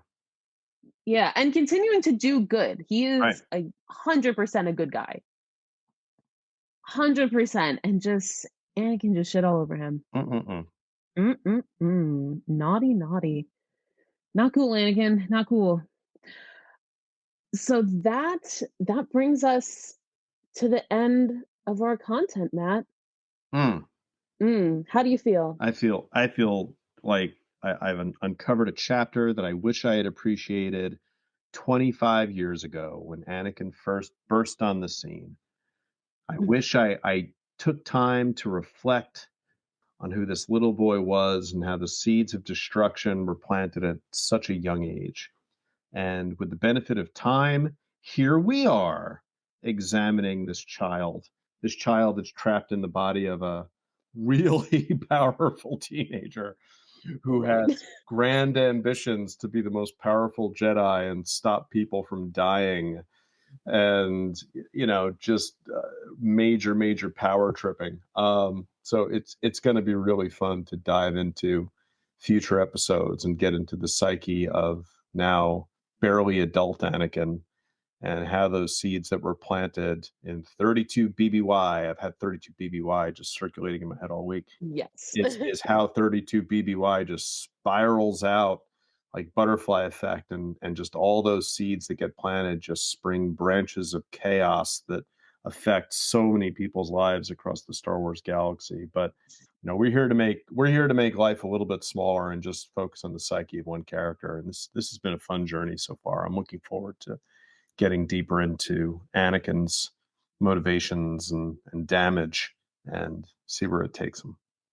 Oh yes, we have a lot of walking in the dark side to do. There's definitely a lot of that brewing. Matt, I will see you in episode 2. Awesome. Looking forward to it. Awesome. Talk soon. All right.